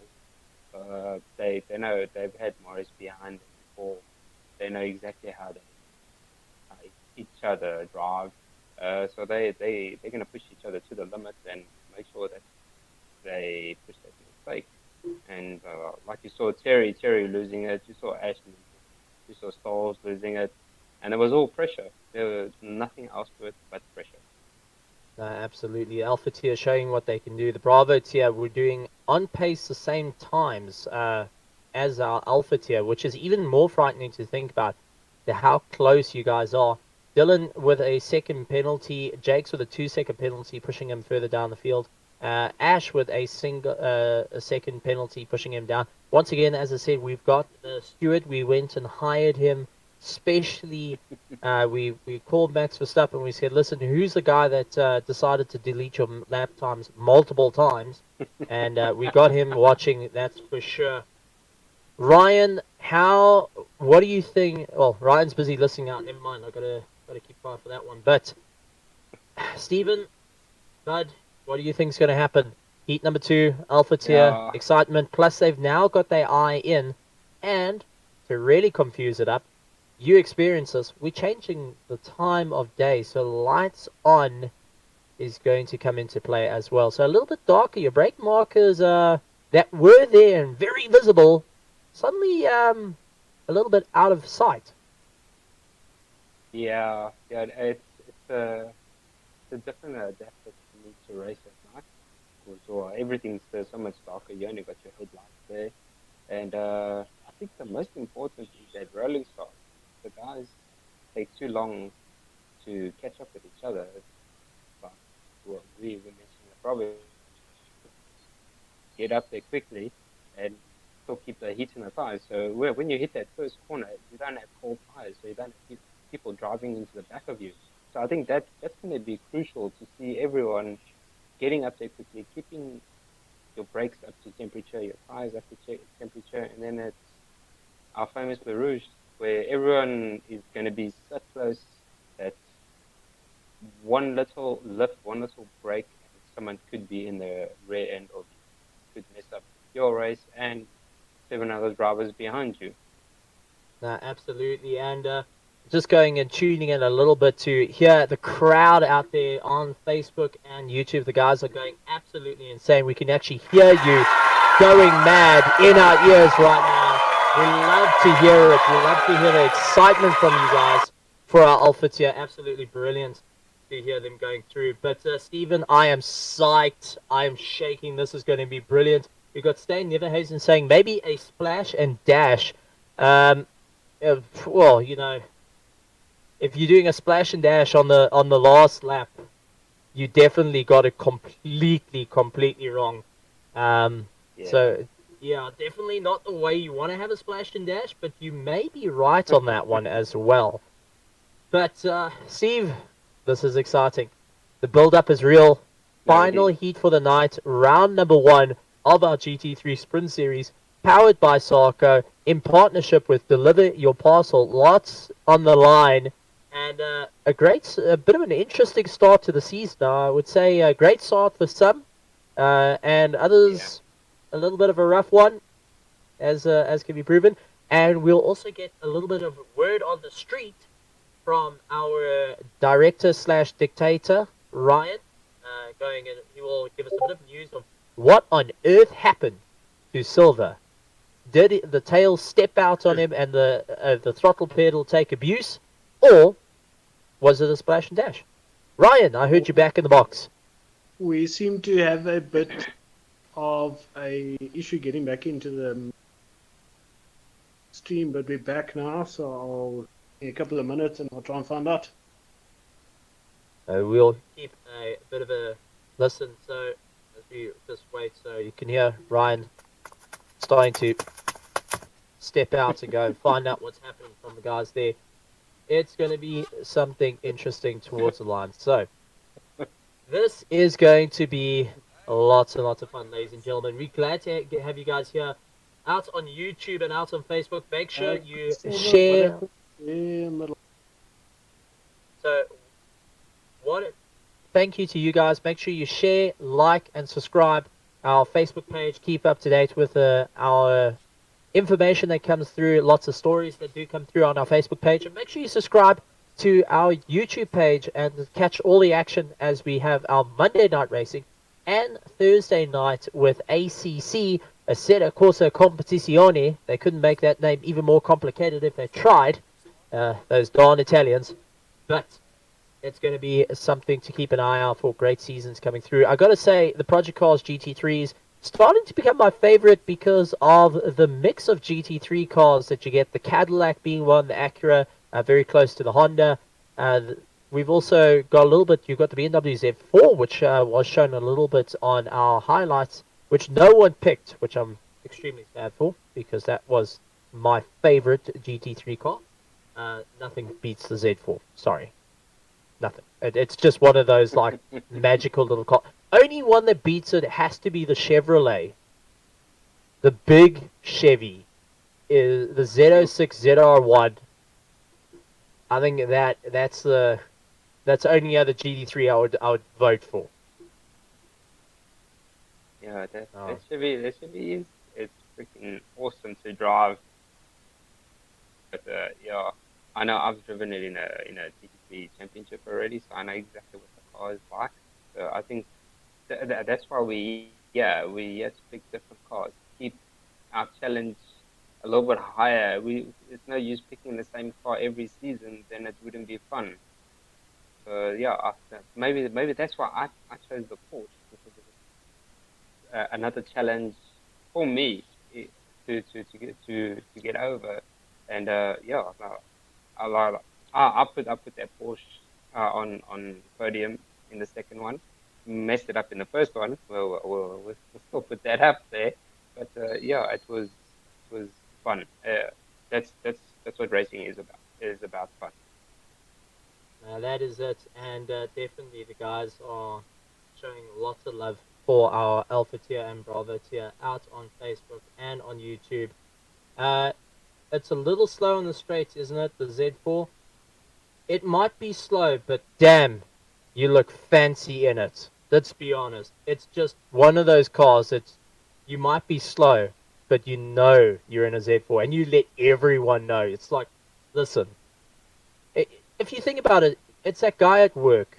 It's just got that GTI. He doesn't know how to use it, but he will let you know that he's got the GTI. It's that type of car. More like you'll hear him before you see him. Well, it depends.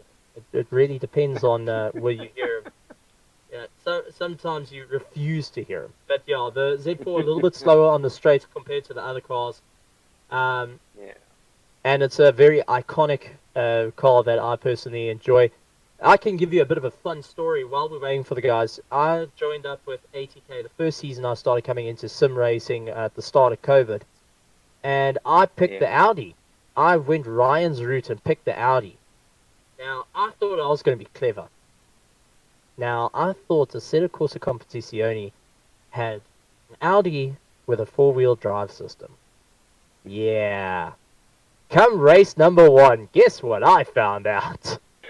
Oh my god. So, Tell me Ryan, you didn't lose it.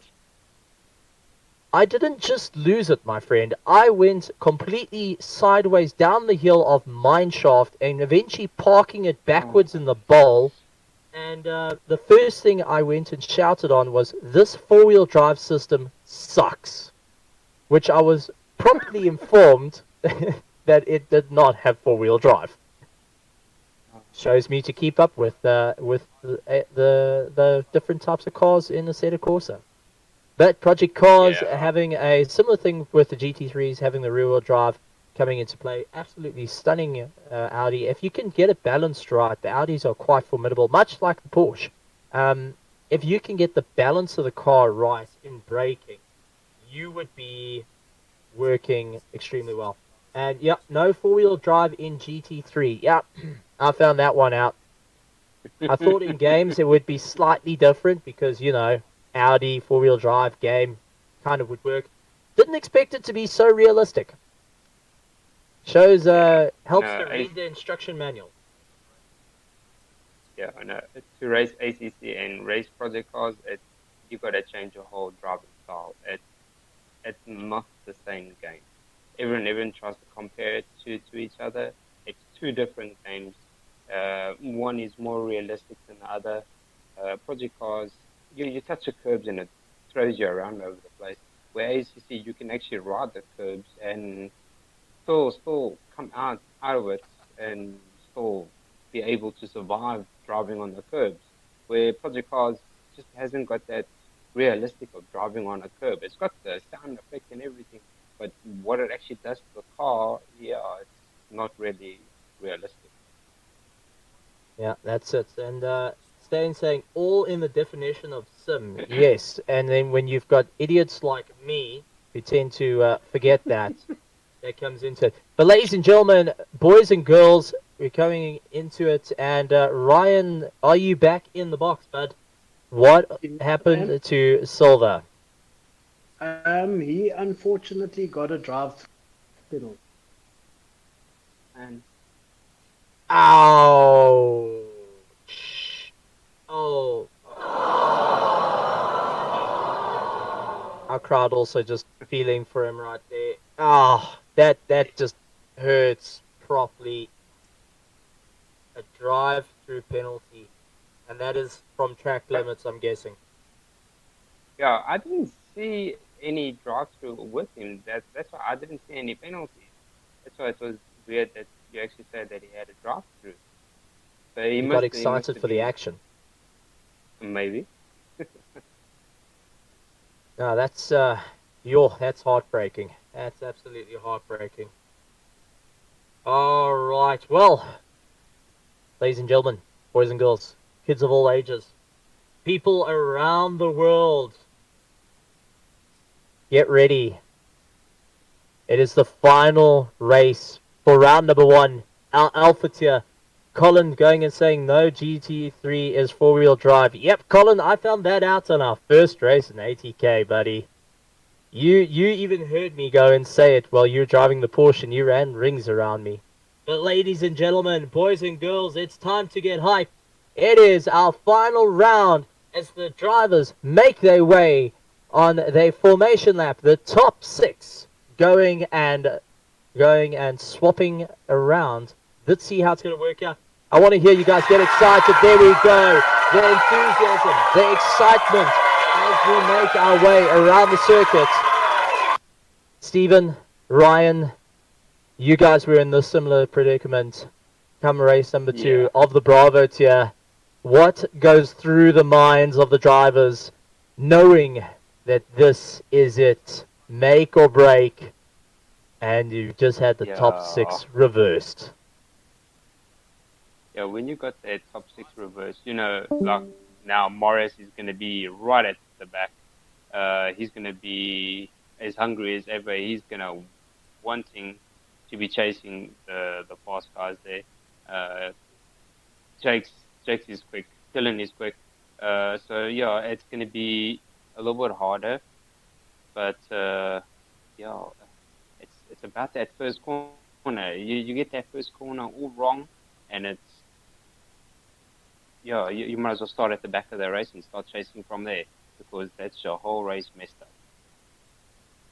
up. Stain saying shout out to his brother Jake's coconuts buddy on the comments. I can't say those 2 words, so I'm going to use coconut. We are on a family show, but Jake's lining up in second place. Ash up in front. Now we know Ash, well, I said it previously, so Ash can do very, very well when the car doesn't bite him to maintain. Jake's powering his way up to the front, so he's going to be really working hard. Marius with the big Cadillac has got some serious work to try and catch up, and this is where it's going to be absolutely incredible for the guys to power their way through right to the line. Right next to him is Silver, who's going to be extremely hungry after getting that drive-through penalty. He was so close previously, and now it is all on the line as they make their way through. That sun's starting to set, and you could see it shine off the circuit. And as you guys experience, it hits you in the windscreen good and proper, heading up Eau Rouge into Radeon, where you're going to be guessing where the apex of the corner is, especially with a fast and furious bunch like this. It's the last thing you want to do is make one critical mistake, because you're going to get brought down the field. Also, another thing to bring up is, let's see who had their coffee before they came in racing, because who wants to get caught out sleeping on the rolling start? Not anyone in this grid, that's for sure. You also got Terry Wolford, who's right at the back. We just saw him in camera shot as well. He's looking to claw his way back up through the field after having the tail snap out on him on the Honda. And then object in our mirror, the UK driver coming with the UK-based car, the big Bentley, known very well to us South Africans, thanks to our South African GT3 drivers going out and using it. And as they all line up, rolling start, looking to go a little bit side by side. You can see Silver, though, on that B pillar. He's not going to hang around at this point. He's not giving any opportunity. Dylan as well lined himself up as they're coming to the line. And away they go. Race on, and take a look from behind. That looks to be Brando, who out of nowhere got the biggest kick of his life.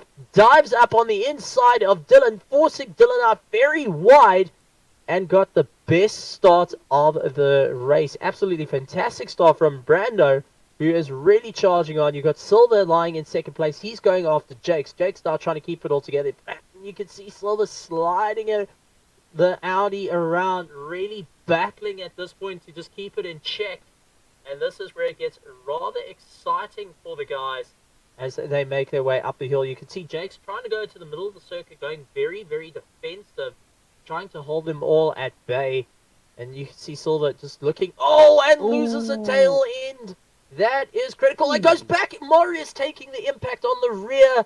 And oh my heavens, facing the wrong way down the grid. This is an absolute nightmare. It does get a little bit of a knock as well. And Silver not going to be too happy with that. Makes sure it's all clear. Gets it back into gear and gets it going once again. But it looks like, yeah, Marius did take a bit of an impact there, and it threw him down to 14th position. So obviously that car was very, very unsettled after taking the impact. Jake's down into second place now, and it's allowed his teammate to get up into front. And, well, now I got, one of the other cars also just going a bit bell farming as well in the background. And that's allowed Brandon to get into fourth place, Ash into third. But, guys, now does team orders come into play if your teammate's leading? Yeah, geez, that's going to be a critical one. because I think Dole was in front of Jake's. So if I was Jake's and we are busy racing for our constructors championship, I would let Dole be out in front because he finished a lot higher than Jake's.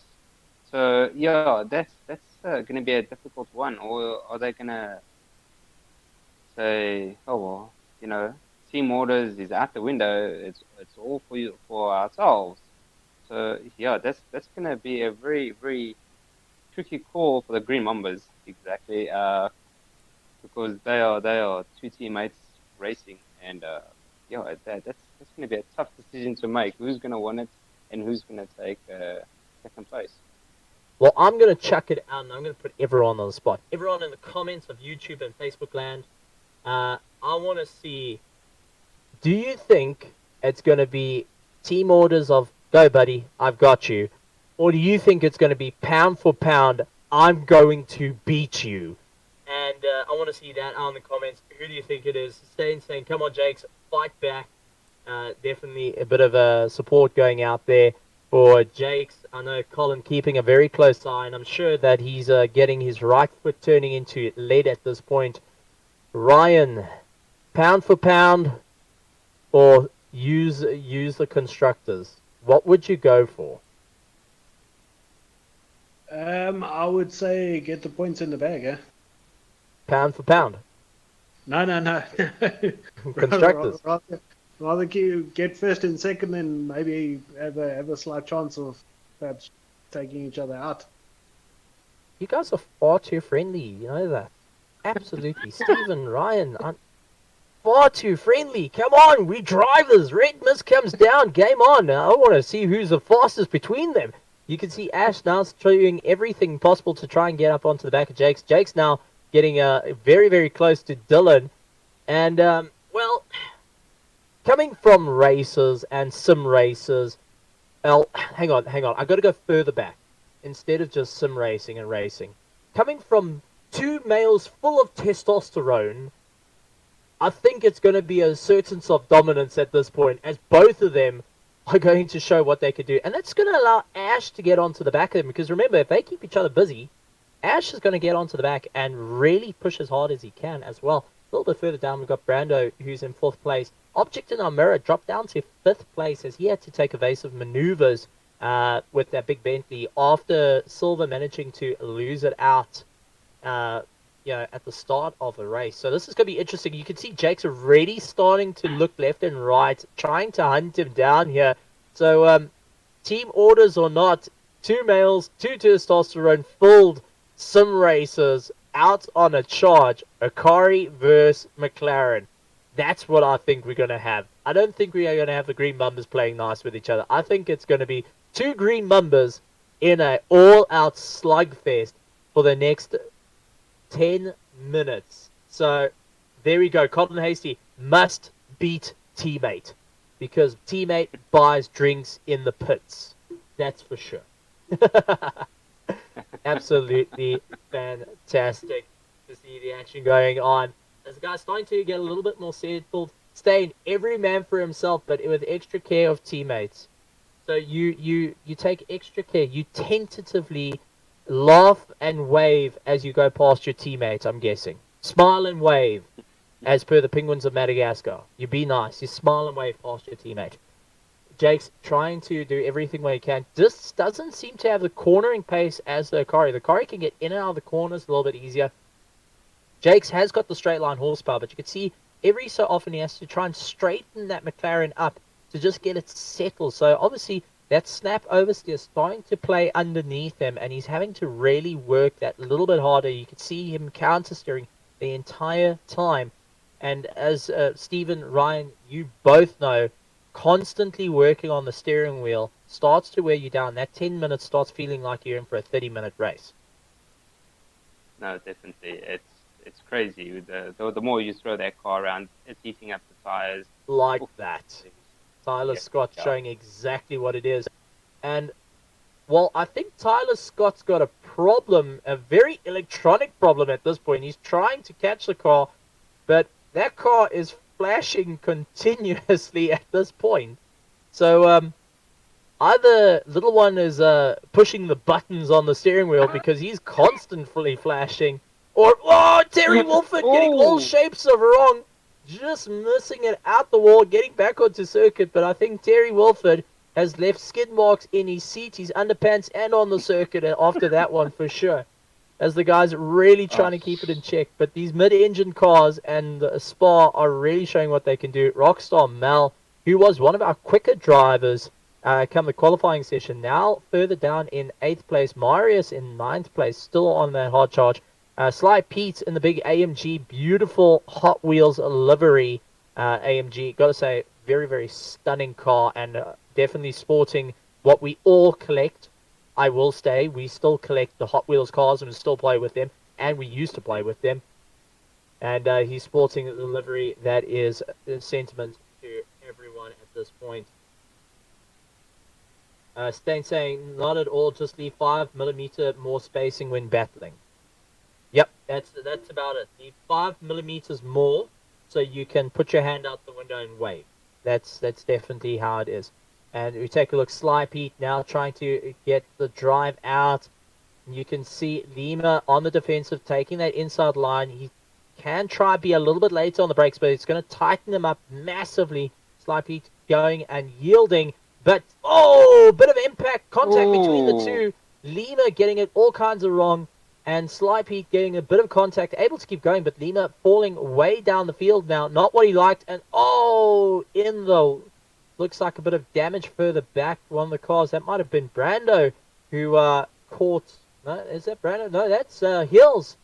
That's Vaughn Hills, unfortunately, going and decking it in the wall. Spa going and taking victims for sure, and putting all these drivers to the test. There's enough paintwork and bodywork all over Spa after round number 1. The guys having to get used to the different cars. Gav, who unfortunately was one of the cars that got taken out on the start. We saw one of the McLarens into the wall as well.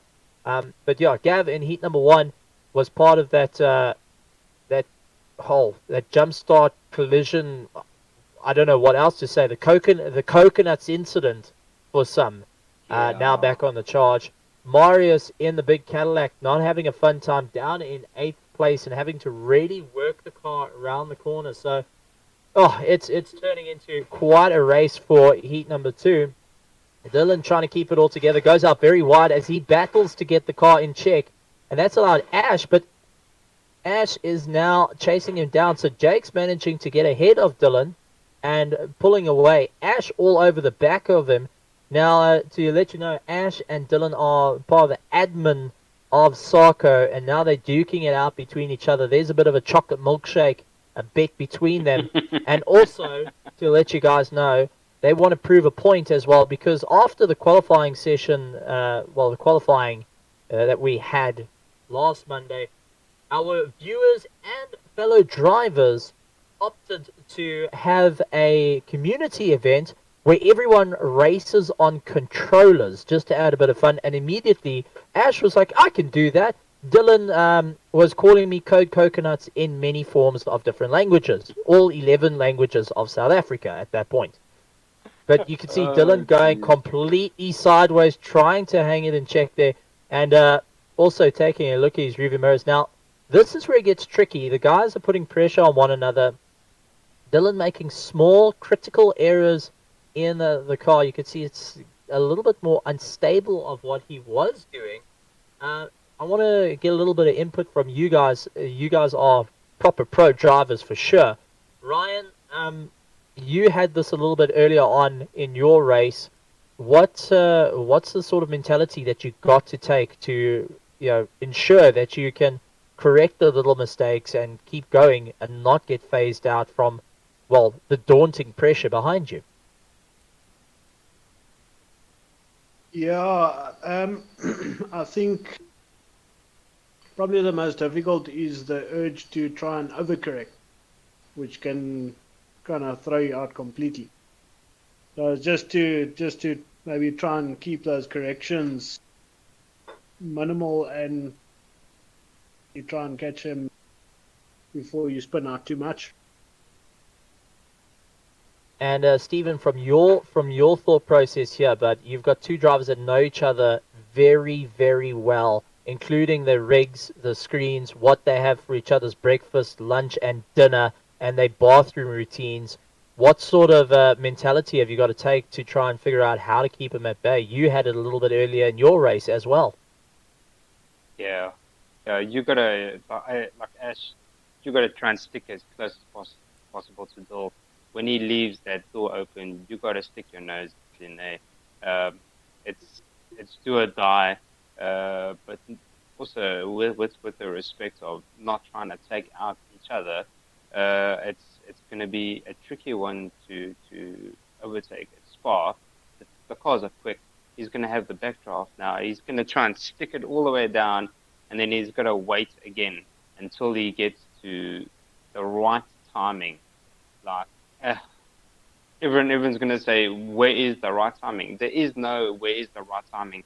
You have to wait for him to do that mistake. And once he's done that mistake, you can capitalize on it.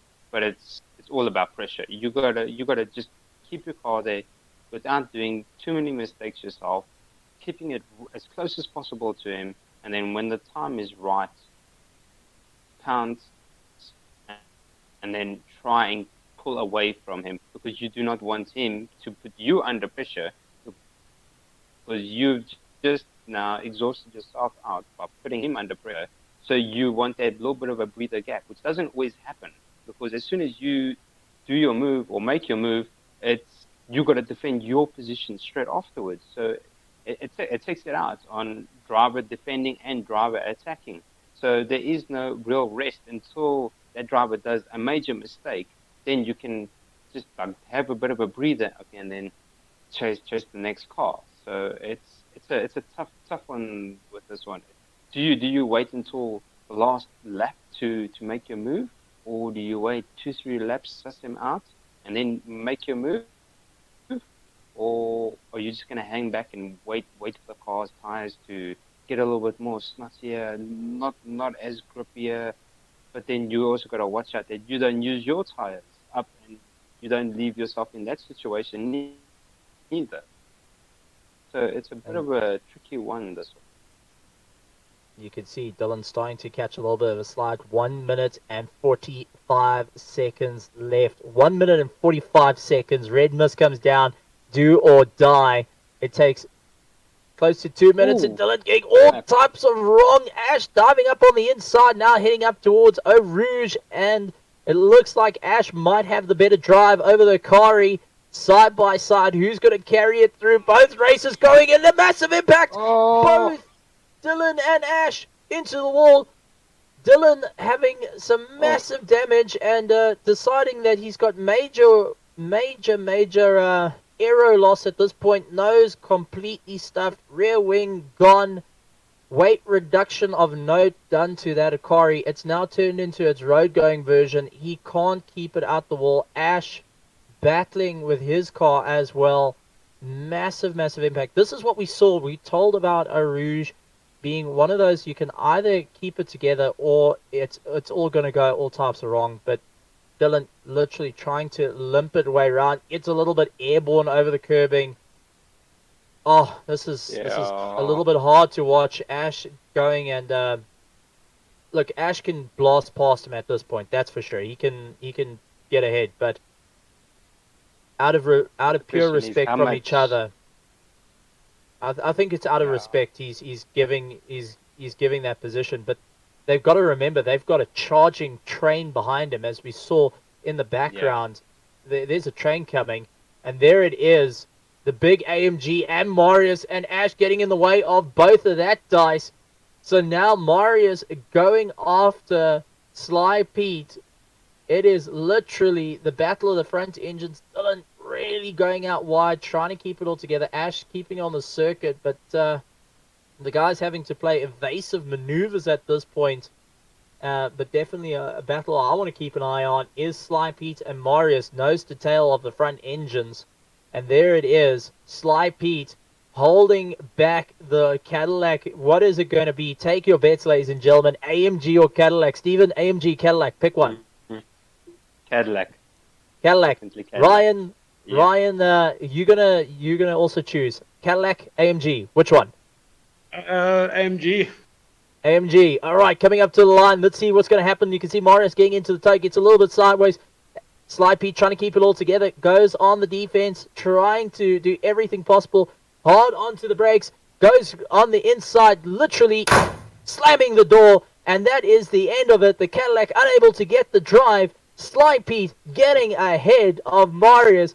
Big smiles going on there for the front engines. Jake's taking first place. Object in our mirror, the big Bentley, inheriting that second place. Brando getting third. And Sly Pete and Marius side by side. Love to see the big engines. There's Dylan. Oh, what are the Audis getting all types of wrong through bus stop? That was Silver. Going all types of crazy right behind him though, and that looks to be Tyler Scott with the banged up McLaren at this point, going and doing it. So a bit of casualties all around for the Alpha tier guys, pushing it just a fraction too hard, unfortunately, and well, definitely a great race, a great round number one, full of well, all I could say. Tears, blood, drama, laughs, cheers, all of it coming into play. A whole slew of emotions, ladies and gentlemen. Absolutely fantastic. Brandon DeSantis chucking in there that AMG before the end. So well done to that as well. Stephen, come on, bud. This is your time in the commentary box for the very first time. What was your thoughts of that? It was amazing. It's like I said, you're in the Alpha lobby. You're like the royal hearse of everyone watching you right now. You are watching the top drivers of SARCO right now. You can't get any quicker. You can't get any more better action. It's amazing. It's like you can't ask for anything else better than this right now. And Ryan, thank you very much for being our director. But what did you think of that Alpha tier race? Definitely full of everything. Yeah, no, look, it was amazing as usual. Alpha boys are quick and good group of racers. It's always a competitive race to watch when these guys together. Definitely, and I know Dylan's just taking a little bit of a breather at this point, and I can leave it. But ladies and gentlemen, boys and girls, give it a round of applause for our Alpha and Bravo tier round number one here at Spa for our GT3 Sprint Series, powered by SARCO in partnership with Deliver Your Parcel. Give him a round of applause. Come on, let's get a round of applause for him. There we go, round of applause. Love to hear the round of applause, excitement cheering on for the guys. And definitely well deserved. And to you guys out there in the comments as well. And we got Dylan in the commentary box.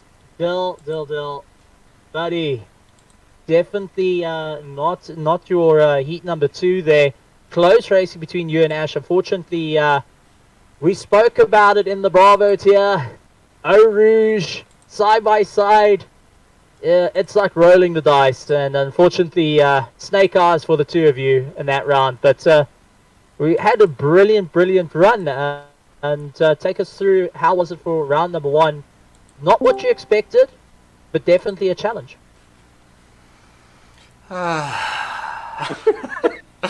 He says and he sighs deeply. No, so honestly, the first race was really good. I thoroughly enjoyed it. I just want to get our cameras up here. Where's the one I want? There we go. So first race, absolutely thoroughly enjoyed it. Started way back. I think I was about in 14th place. Worked my way up and landed up getting a 4th there. And I thought this is great. Got a great start. Was following Jake's up the hill. A little bit of a bumping there going into turn number 3. But managed to keep myself cool, went and led, and I just had Jake putting the pressure on from behind. The car just wasn't stopping. I was trying to hit those braking points, and I kept going longer and longer. It was really interesting. And then, yeah, myself and Ashley, a little contact there through a Rouge. I thought he knew that I was on the inside, so I kept it pinned. And obviously we collided and I nursed that thing home for a lap with 65 damage in the front and no rear bumper. So that was pretty interesting. You had no spoiler. Your front was destroyed. You became the road car version in 30 seconds. Basically, yes. That's for sure.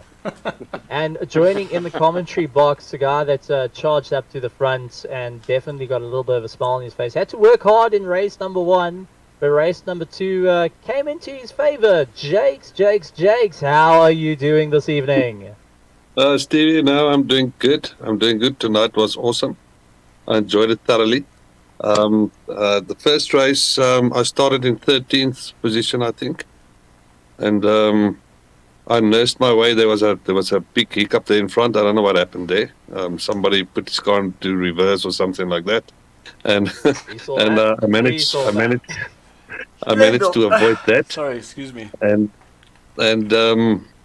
halfway through the race, I saw my teammate here behind me, and I thought, okay, team orders just kicked in, and I let Dylan pass me. And sorry, Dylan. Thank you, my Jakes, but I don't remember saying, Jakes, move over.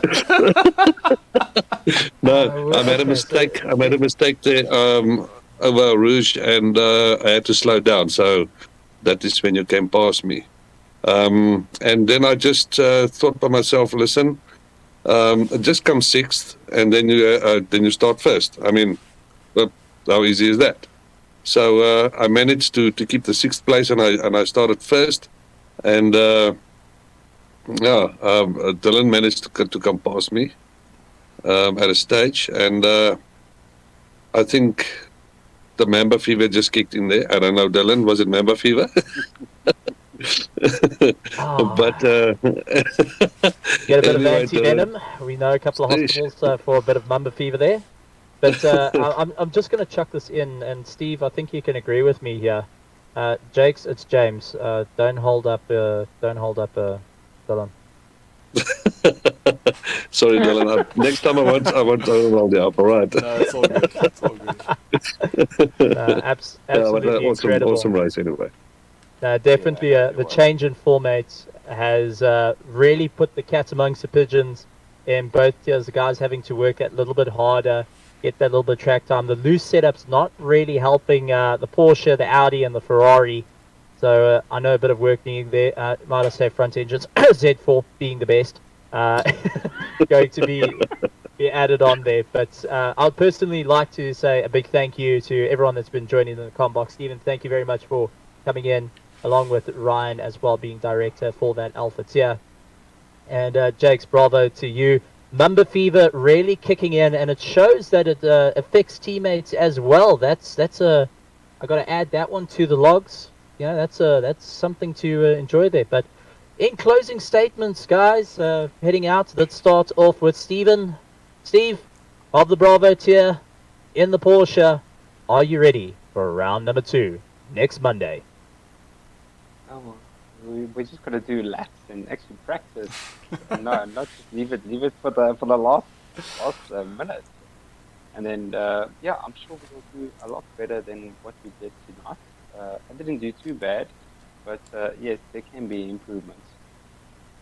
All right, and in closing statements, Jakes, Bud, what would you like to say? Welcome back to the sim racing scene after a little bit of taking a bit of a break, going in, getting a breather, all of missing out, well, in between the season from when it ended and when it started, that sort of break. How are you feeling? And how's it getting right back to the front of the grid?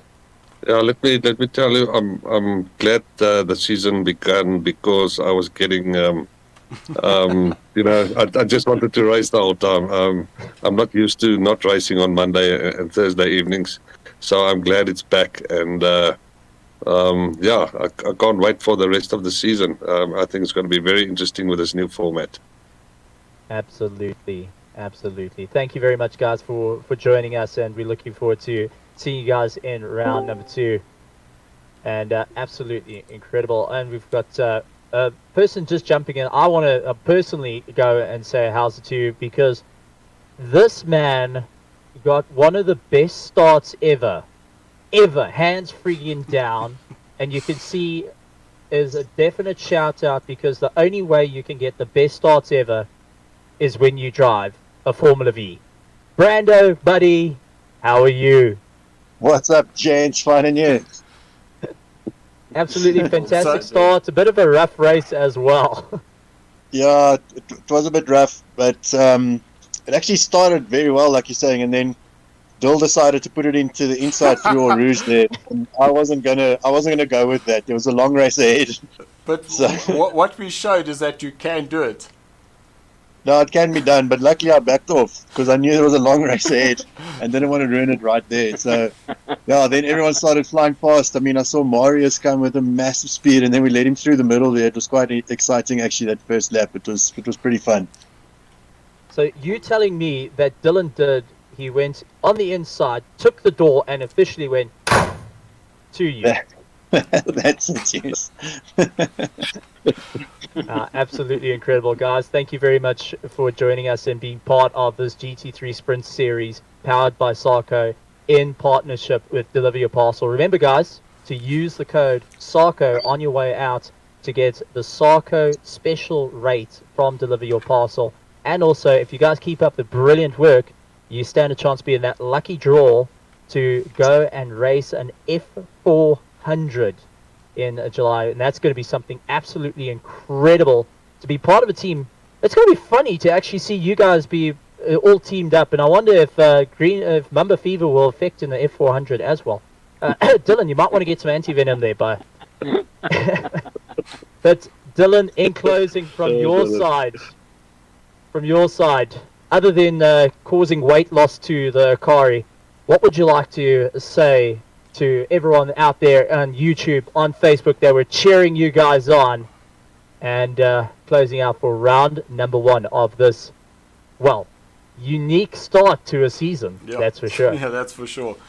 So thank you everybody for joining us, as well as all the drivers. Obviously it's the drivers that make this possible, but it's the supporters that come and support them that make it exciting. A big thank you to Deliver Your Parcel. Thank you very much, guys, for your support. And remember, we will be back on Thursday where we hit round number 2 of our ACC League, and then back on Monday for round number 2 for our GT3 Sprint Series. So guys, all I can say is until then, keep practicing, keep racing, and thanks for watching. Yos. Good morning, good afternoon, and good evening. Thanks, gents. It